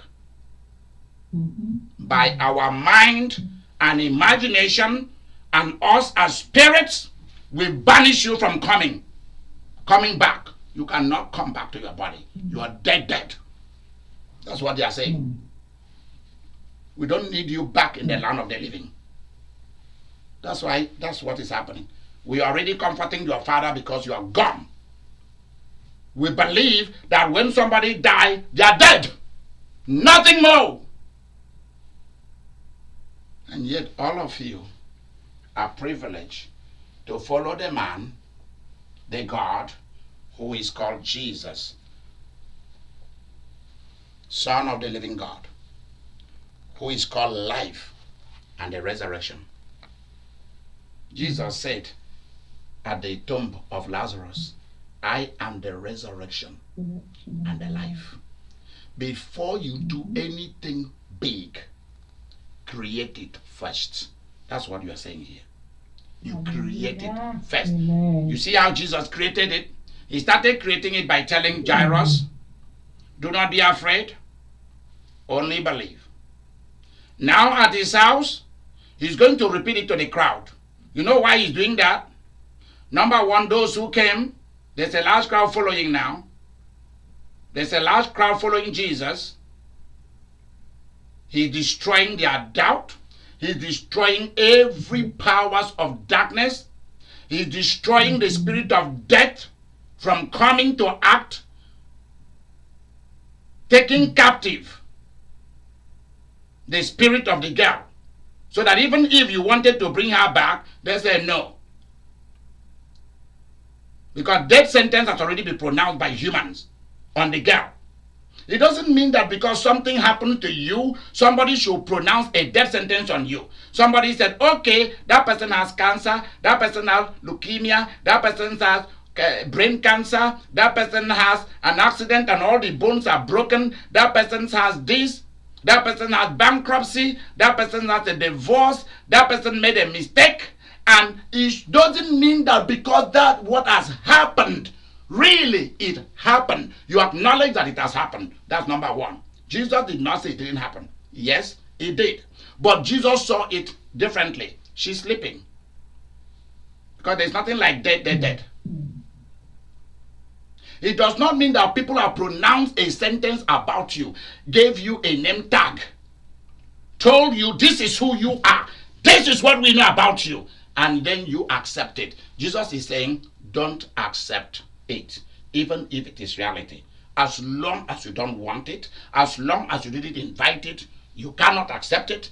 Even if it did happen, you will never accept it. Don't ever accept what nature did, or the devil did, or human being did. Do not. What you have to do is to override what all these people have done with your own word of what you want. Override it. Amen. Amen. Do you guys get it? Yes. Override it. Yes. Don't build on it. Don't build on what they are saying. Override it. Say what you are. Say what you want to happen to that situation. Speak to that situation. And Jesus did speak to the situation of death. The girl is sleeping. That's it. Do you guys get it?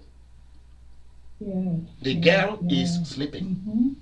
And with that, you override all their fears, all their belief system, all the intelligence in them, all their imagination, the spirit of death and the dying, the culture, the tradition, all their welling and doubt and fears and craziness and fraud. Override it.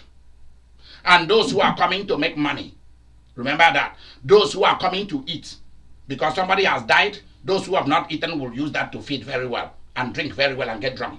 You know that. Override it all. The coffin maker is coming to make money. Somebody is going to sew new dress to put on her. They are all coming to make money on something bad that has already happened. Override all that. I do not accept this. She is sleeping. I don't accept cancer. I don't have it. Even though they said that's what is. I say that's not what is. You understand how this thing works? That's the God kind of sense that you're operating. not the human kind of mentality. So write this down as a tip. You must exercise the God kind of sense.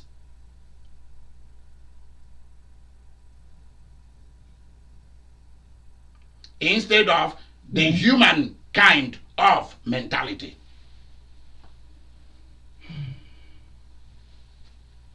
You use your word to do it. That's where your word is needed. Not in quarreling and getting angry and complaining and judging people. You were given your word to change your environment, change your situation, change events. Doesn't matter who. Make things happen or get things out of existence. That's what you were created to do. Vivian, keep reading. And they laughed him to scorn. They laughed him to scorn. But when he had put them all out, when he has done what? The Father. When he has done what? All out. When he has driven them all out. He drove them all out. Start again from that place, please.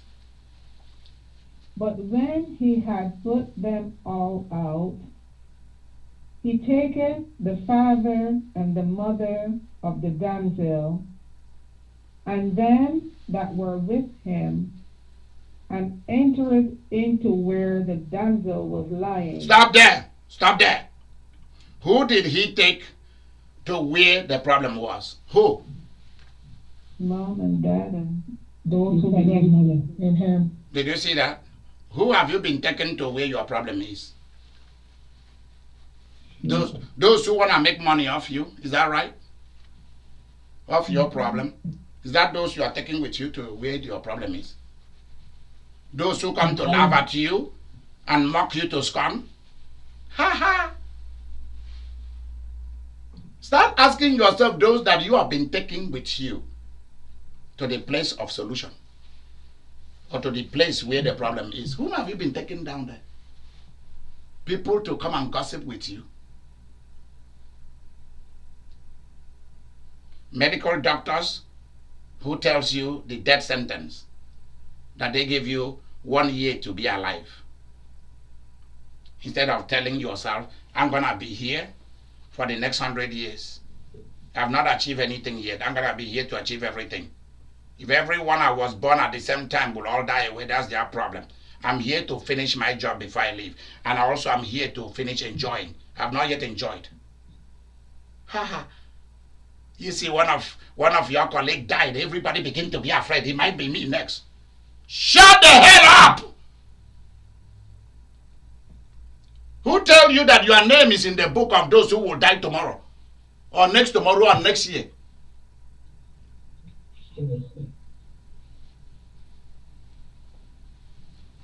One of your friends that you went to university with died of car accident. Another one who is a judge fell down while he is pronouncing sentence. In the court, he fell and died. It's because they are idiots. Never went for his physical and knew that he had high blood pressure. Never took any medicine. Why will he not collapse and die?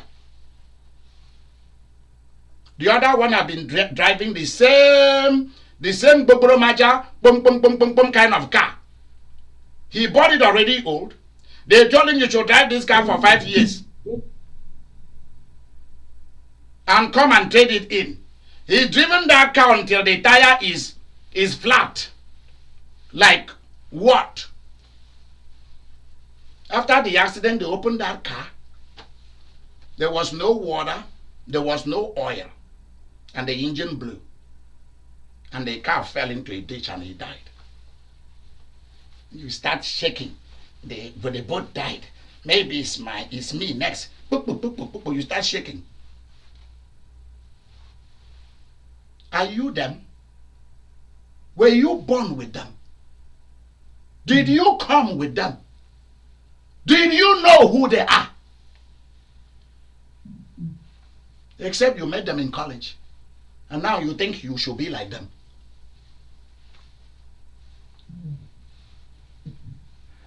Oh, they all died of heart attack. So, did you go to open the book of heart attack and you saw your name there? Huh? Oh, because everyone born with me, my colleagues, they all died of heart attack. I might be next. Okay, if that's what you want, you'll be next. Because you've created that, you put your name in that list, you are now next. Yep. Instead of shutting your big old mouth and said, that is them. Do you know that when they catch a thief in the market and they beat the thief, other thief who sees a thief being beaten, what do they normally say? What do thieves or robbers do? Drug dealers, prostitutes, when they take them, shoot them, shoot out between police and them, or between them and their fellows, or they put them in jail, or they catch them in airport. What do other prostitutes say? Other drug dealers say? Other thieves say? What do they say? What do they say? They're like, thank God that wasn't me or something. Yeah, thank God that wasn't me. But what do they normally say? Well, That's what they get. That's what they get. That's not me. And then they go back to go and do the same thing. Because that's not them. If those people think like that, what about you?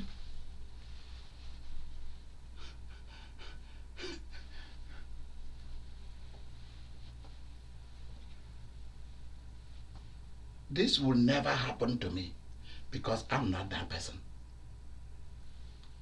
You are different. You are taking people who don't know what you know, who don't have your dreams and vision, because they are born again, so you can marry them. Because they seem to know how to sex, how to talk good and dress good. You can go out with them because they look good. They can wear a good t-shirt and show their muscle. So you go out with them. And yet they don't have a dime. They don't know what investment mean. They don't know how to be mom and dad. I mean, I'm talking if it's a woman, she knows how to dress good, carry a good purse or a good handbag, shine her shoe, put on makeup. Fake yay. Every fraud will be discovered. Doesn't matter how you try to cover it.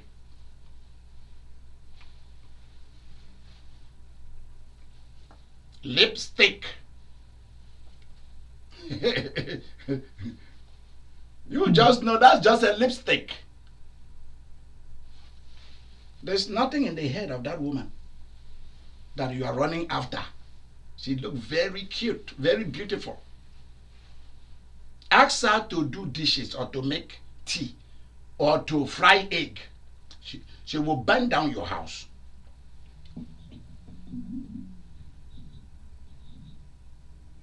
Tell her to go and do laundry. She doesn't even know how to do a laundry or iron clothes. That dress you see her wearing, she just went to Bellington or Macy or somewhere. Money she got from another boyfriend that she slept with last night. She went and bought that clothes quickly, bought some perfume, put on, and borrowed jewelries and put on.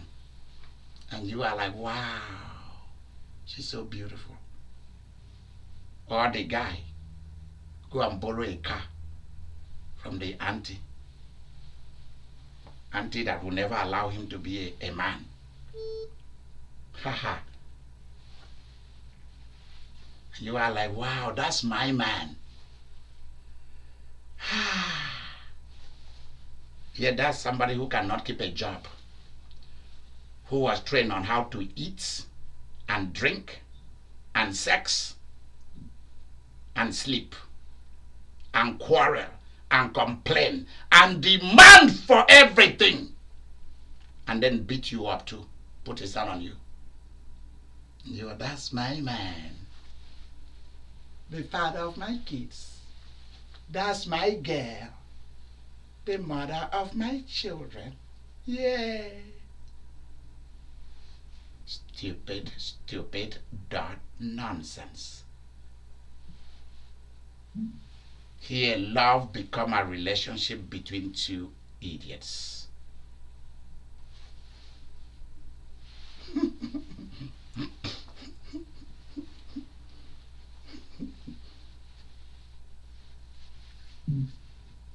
And you forgot to know why ancient people say,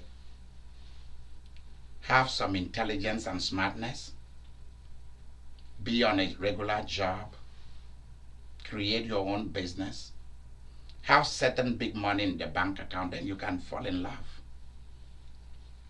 Because all of you did not know what God told me about love. Do you want to hear it? How many of you want to hear it? Say, yeah, I want it. Do you want to hear it? Yeah, I want to hear it. Okay. God told me that He purposely put love in every creature, except devils. He didn't create them. I mean, He created them, but He did not turn them to be devils. They turned themselves to be that way. That's what they want. But every creature, from birds to fish in the water, to penguins and seals, and killer whales and sharks, humans, every living thing. God said He purposely introduced love into the system.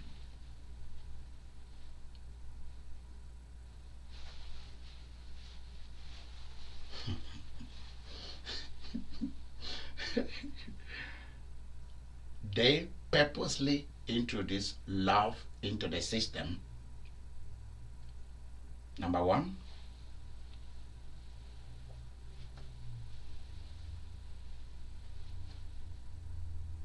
to produce continuity. Let's talk about the human race, continuity of the human race. Humans will produce humans. And it will be the attraction of something sweet, love. They will continue. That's the one thing that will continue to expose and to deceive and to lure, to trap human beings into something else. God purposely put that sweetness there. You want to feel good. Somebody else is there for you, whether it's true or not. The continuity of the human race. Number two,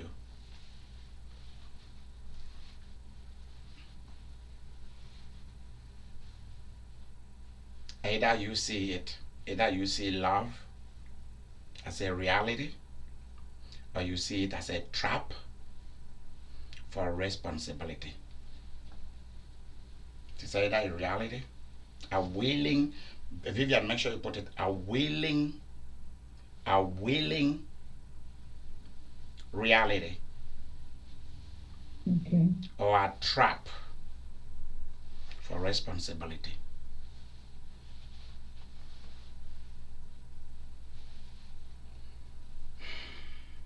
And a lot of people do not understand.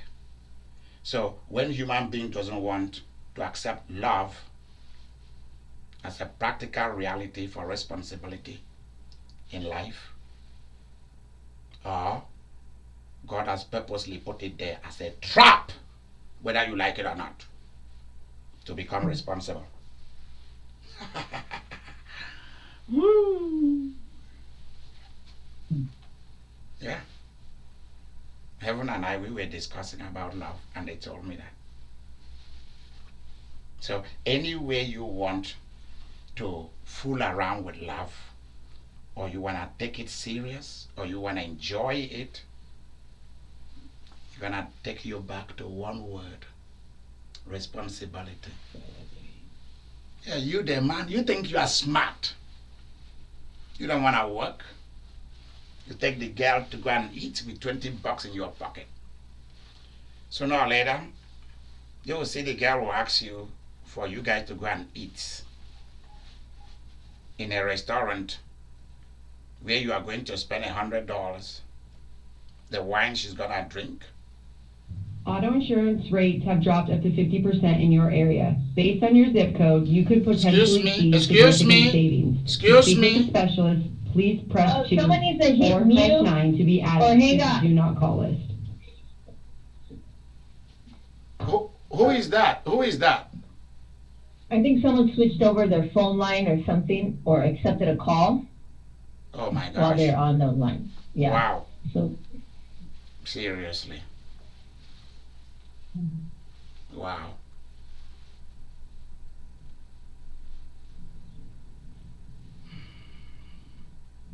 So one way or the other, either love is gonna be a willing thing, or it's gonna be a trap. Because one way or the other, you're gonna be responsible to somebody else, whether you like it or not. If you are not gonna be responsible to that girl who doesn't have a job, and you yourself you don't have a job, well, life is gonna give you a job anyway. So we can write that down for me as a tip.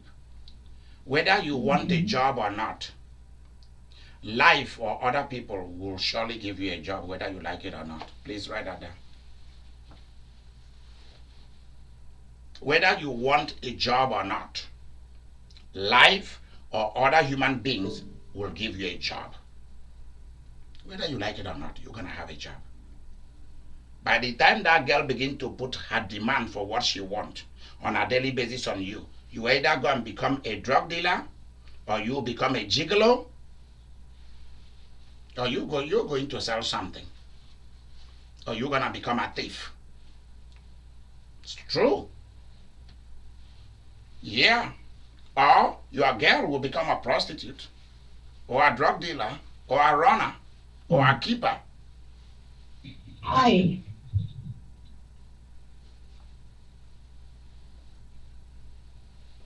Hallelujah. Amen. Vivian, finish that reading. Amen. And he took the damsel by the hand Mm-hmm. and said unto her, Uh-huh. Talitha cumi, which is being interpreted, Damsel, I say to thee, arise. There you go. See And that? straightway the damsel arose Mm-hmm. and walked, for she was of the age of 12 years. And they were astonished with a great astonishment. Mm-hmm.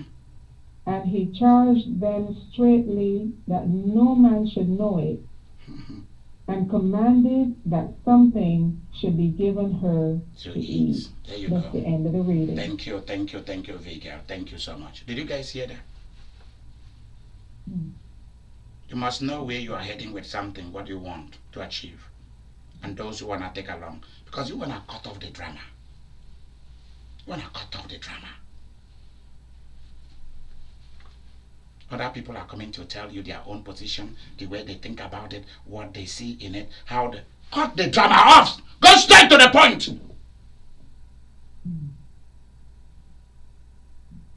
Is that the way Jesus did his business?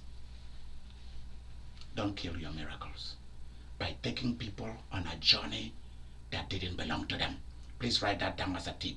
Don't kill your miracles by taking people on a journey that didn't belong to them. Yay!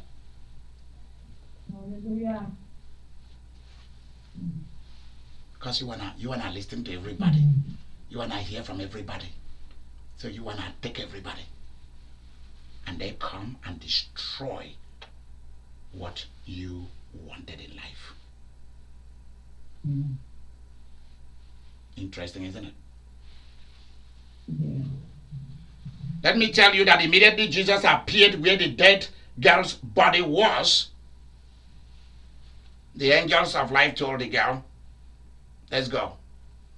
Life is standing by you.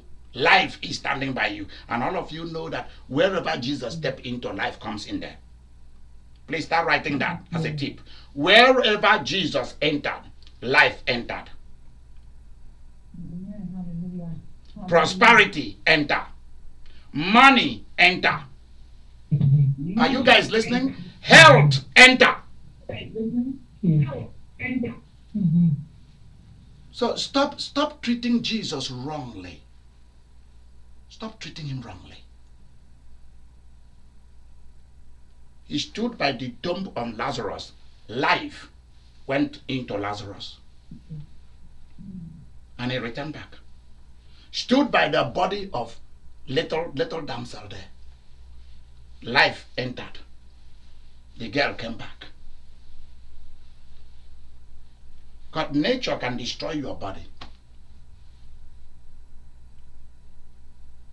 Human can talk you to destruction. Be careful what you're exposing yourself to. You see it? If Jairus did not listen to Jesus, he would have killed his own miracle. Now you've seen how you've been killing your miracles. You've seen it. You don't want to exercise authority. You don't want to remove people you should have removed a long time ago who don't like you. Because you want your family to be with you. The day God told me to remove certain people where I was born, and I removed them, that's the day money started to come into my life. That's the day every good thing for my enjoyment started to happen.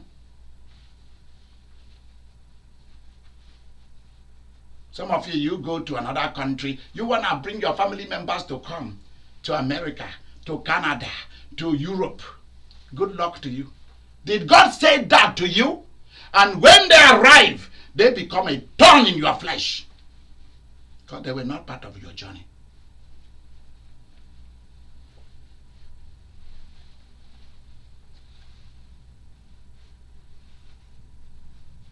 Anybody who want to come to Europe, go there yourself. Other people want to use you to have their meal ticket. Were you born to be somebody else's meal ticket? To be somebody else's sex toy? To be somebody else's mama baby or baby mama? Daddy big or big daddy? Or daddy small? Or daddy short or daddy tall? Is that what you were born to be? Were you born to be Father Christmas or Mother Christmas to everybody? People who will never help you. And you want to listen to them. And listen to their emotional crap. And when you ask them, come, let's do this together, they don't want it. But they want your money.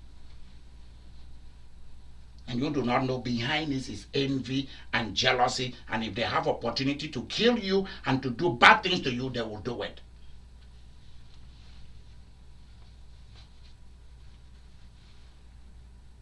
Sometimes people do not know why I do good things to them. That I'm not doing it because I like them. I'm doing it as a ritual because I don't like them. Because I know what I want to do with them. Haha. I'm saying it in public. You can hold me to my words. Because you do good things for two purposes, to be a blessing or to be a judgment, to be a life or to be a death. That's why you do certain things to certain people. And some people are so stupid. You treated me wrongly and suddenly I appear in your life and I want to give you money and you rush for it. And if you are smart, you say, oh, thank you, please. Thank you. You've already done in the past for me. Those who remembered what they did against you will not accept it. In fact, when they see you, they will run. Others will say, oh, God has brought you back to come and reconcile with me. Hey, let's joke and just do nothing has happened. Seriously? You think I'll trust you? You don't know why I came back. And I saw opportunity to take you out.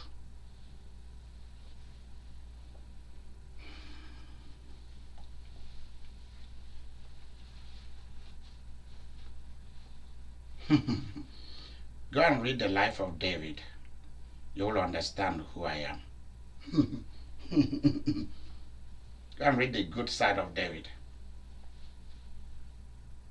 You do good things for people, and there was no reward. Go and see how David took it upon himself, and you'll know how God behaved. Tell people, forget about it. God will reward me. Interesting. Tomorrow God will reward you. I hear you. And somebody like Abigail knew that it's another human being who is going to reward you. Abigail went to go and reward David.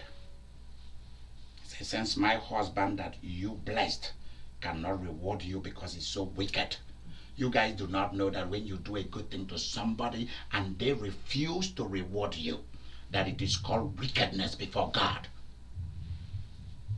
Instead you say, I forget about it. Don't worry. God will reward me. Tomorrow you will say, God is going to reward you. Thank you very much.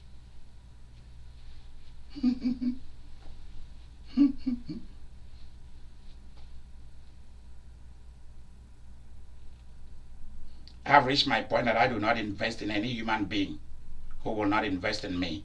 I don't give to any human being who will not give back to me 100-fold. I won't. I'm not willing to do that. If you see me do that, know that I'm looking for vengeance. Ha ha ha ha ha. Woo! That's the real gospel right there. This is not the gospel for cheap people.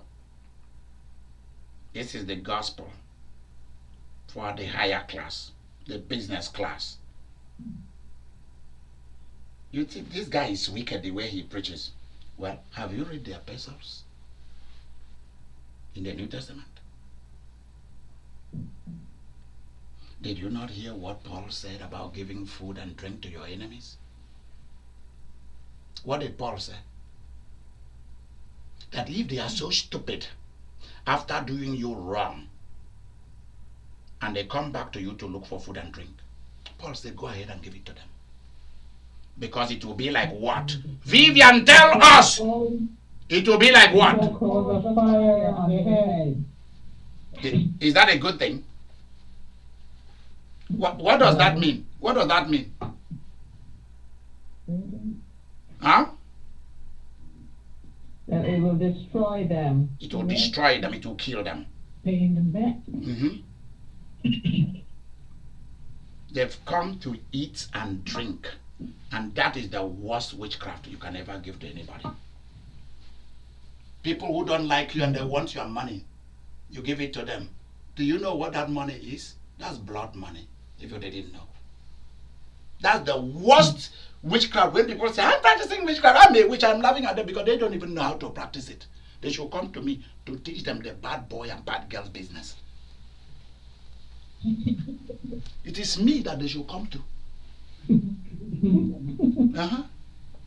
You want to go to witch doctors and shamans and to come and do sacrifice chicken? Those are small kids things. Feed them, give them food, give them drink, pay their rent for them, and eliminate them quick from the face of the earth and take over. There are things that I cannot stand here to teach you. I can only teach it in paid events for those who are willing. How to take over places, locations, how to take over businesses. I can only teach that in paid event. It's not for cheap and weak people.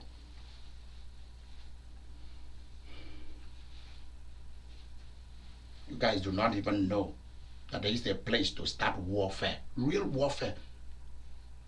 You pleaded with people to stop fighting among themselves and they don't want to stop. Okay, I'm going to make money out of all of you.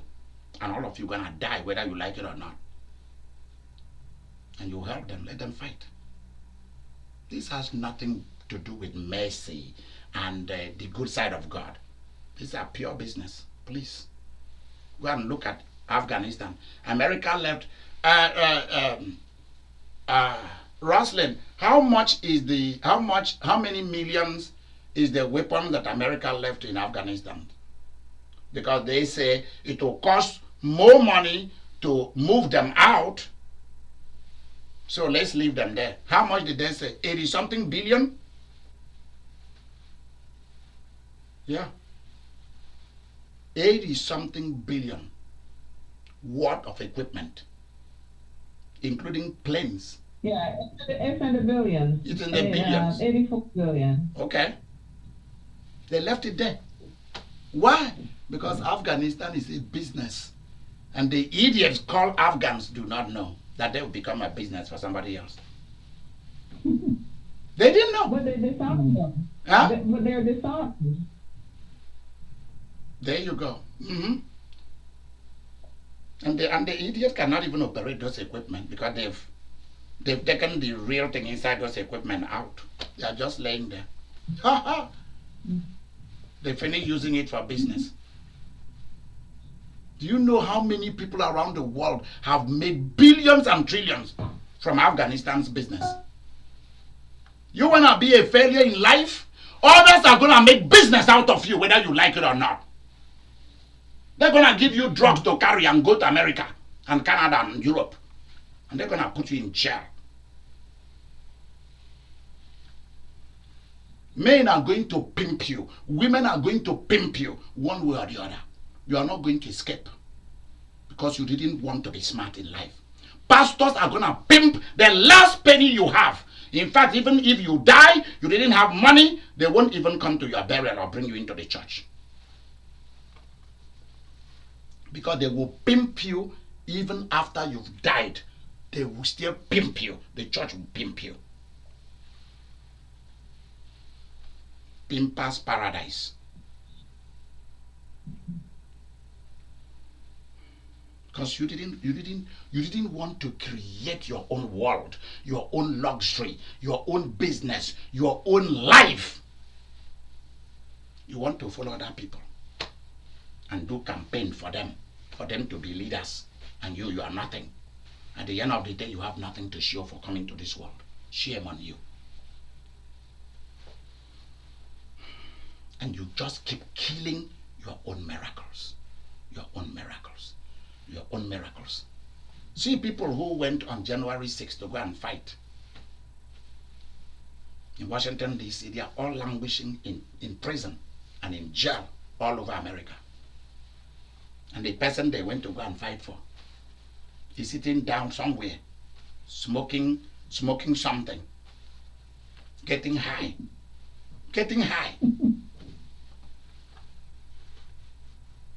Yep. I'm planning how to reuse these same people. Planning what next. Yeah, planning what next to tell them. So that you cannot think for yourself. You can't create. You can't override events. Let me tell you how you become a killer and a destroyer. Somebody is in the hospital. Instead of doing exactly what Jesus did, you start crying, you start complaining, you start whining, you start judging. I don't know when they will come back. I don't know whether they will come out of it. You start reciting exactly what the medical community told you. Oh, it will take 1 year for them to be able to walk again. And you recycle the same thing they said. Instead of saying something like this, I see you walking very soon, sooner than they thought. I see you come back home. I see all your bones strengthened. And God is sitting there and saying, hey, that's my daughter. That's my son. That's the way I talk.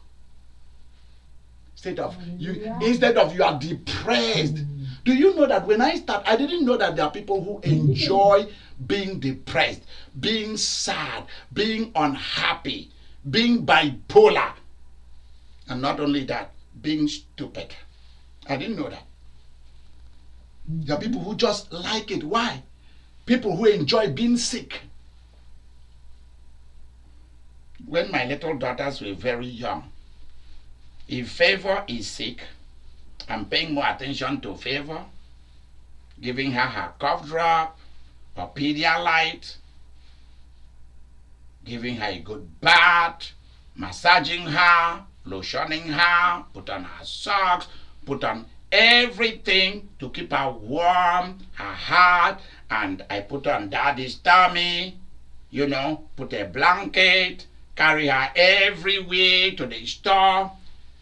Praise then. Praise is not sick, oh. Praise will start.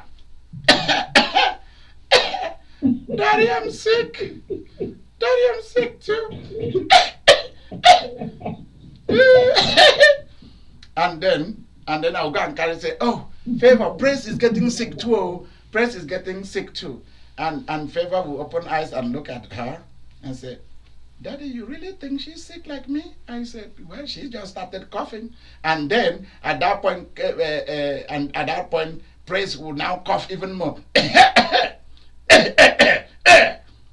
And then I'll carry her too. And then I'll wrap a blanket around her and carry her too. And with the sister. And then I'll walk everywhere. We'll go the whole day. When they are sick, I don't go to work. I just sit to take care of them. That's the way it is. Or I take them both to my job. Take them both to my job. Because one is sick, the other one will pretend to be sick so that it could be attended to and loved and taken everywhere. Because this one, I will be feeding this one and doing everything, and the other one love it too. So this one too will pretend to be sick so that it can be fed, it can be pampered, it can be spoiled. You have to do it.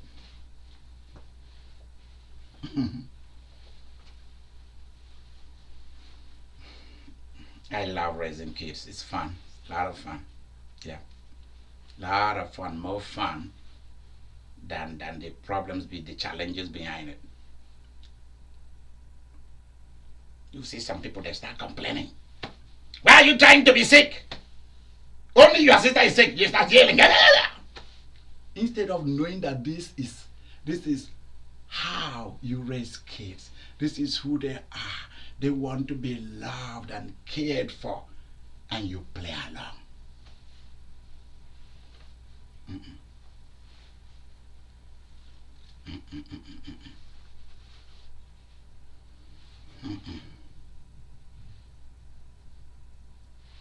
There are certain people you shouldn't take serious. If you try with them, it doesn't work, let them go.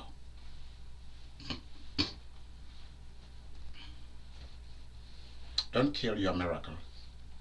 Don't kill your miracles. Create your own miracles with God, with Jesus. Don't kill it with your words, with your restlessness, with the recycling of pronouncement that is already bad, and you want to pronounce it again because you love to be sick. For people to tell you how they pity you, they feel for you, oh that, and you start thinking that they really love you. Are you serious? That's not it. You are better than that. You were chosen, and you responded to be a Christian in order to be bigger than your world, nature, the devil, other human beings. That's why Jesus lives in you. When this program comes out today, spend time, 3, 4, 5, 6, 7 times to listen to this. And let me repeat my word to all of you. If you are truly a partner with me in ministry, and every time you get a paycheck, you can send in your tithe, it is seen as an act of wickedness, of not being able to fund God's government through us. Many of you, the Holy Spirit is telling you to do certain big things for me as a person. I know that there are those of you who you don't like me as a person. You only do things because of the position I occupy. If I don't occupy that position today, you won't see me on the road and greet me. I know there are people like that. They worship position and power and money and influence. There are people like that. So they give to those things. But if those people are no longer in those position and power and money, people don't care for them. I know there are people like that. But those of you who knows better, you take it upon yourself to make sure that you are part 100% with me in what I'm doing. So that when the harvest come, you'll be the first to share the harvest with me. Because if you keep yourself away, and maybe all you do is you only give your little tithe whenever you feel like, because I don't stress it. And you don't do anything for me, knowing that this is my full-time job. You don't send no food, you don't send money for clothing, you don't send money for what we use to run what we do. And to broadcast the gospel and solve people's problems is seen as an act of wickedness. And some of you, the Holy Spirit have been telling you, you own many houses, give 2 or 3 to our mission. You own many cars, give 1 or 2 to our mission. You know where the money is, go and ask for our mission to get it. But you are like, it doesn't concern you. It's none of your business. God will hold you responsible. That where God asks you to stay, for him to bless you, you didn't bless the place. You didn't do anything to find people to bring to bless the place. Start thinking about that. Start thinking about that. There's no club that you belong to in this world that you don't do your own contribution. You may live in other countries and escape with taxes. Not in this country. Because the government doesn't have no money. They depend on your energy for money. Your job. We too, we do the same thing in the kingdom of God. That's why when people consult us prophets, they bring us material goods and money. That's how it goes. Start thinking about that. Because many a times your blessing is together with mine. That's what it is. Your prosperity is together with mine. That's the way it is. I am asking God to give you money, promote you, make good things happen to you so that I can share in the harvest. Use this broadcast. When you are listening to it, pause. Don't listen to it all through. Have something to write. Whatever you hear me say, or you hear Vivian reading, and it hits you, don't listen to the program while you are doing so many things. These are not things to hurry. There's no hurry business.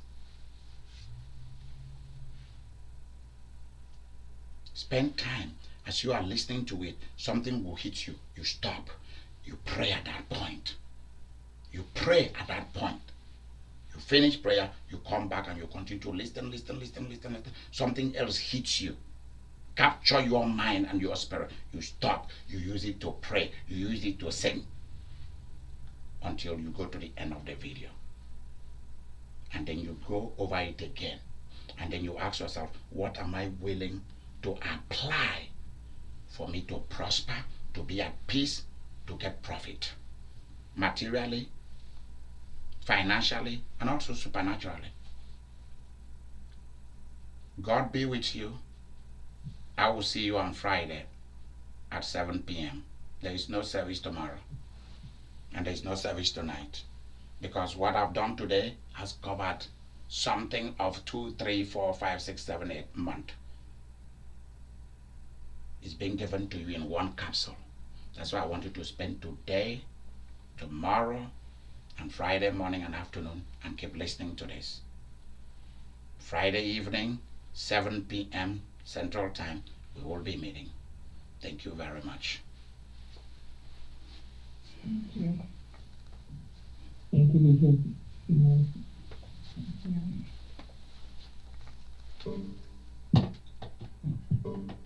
Third, hallelujah. Thank you.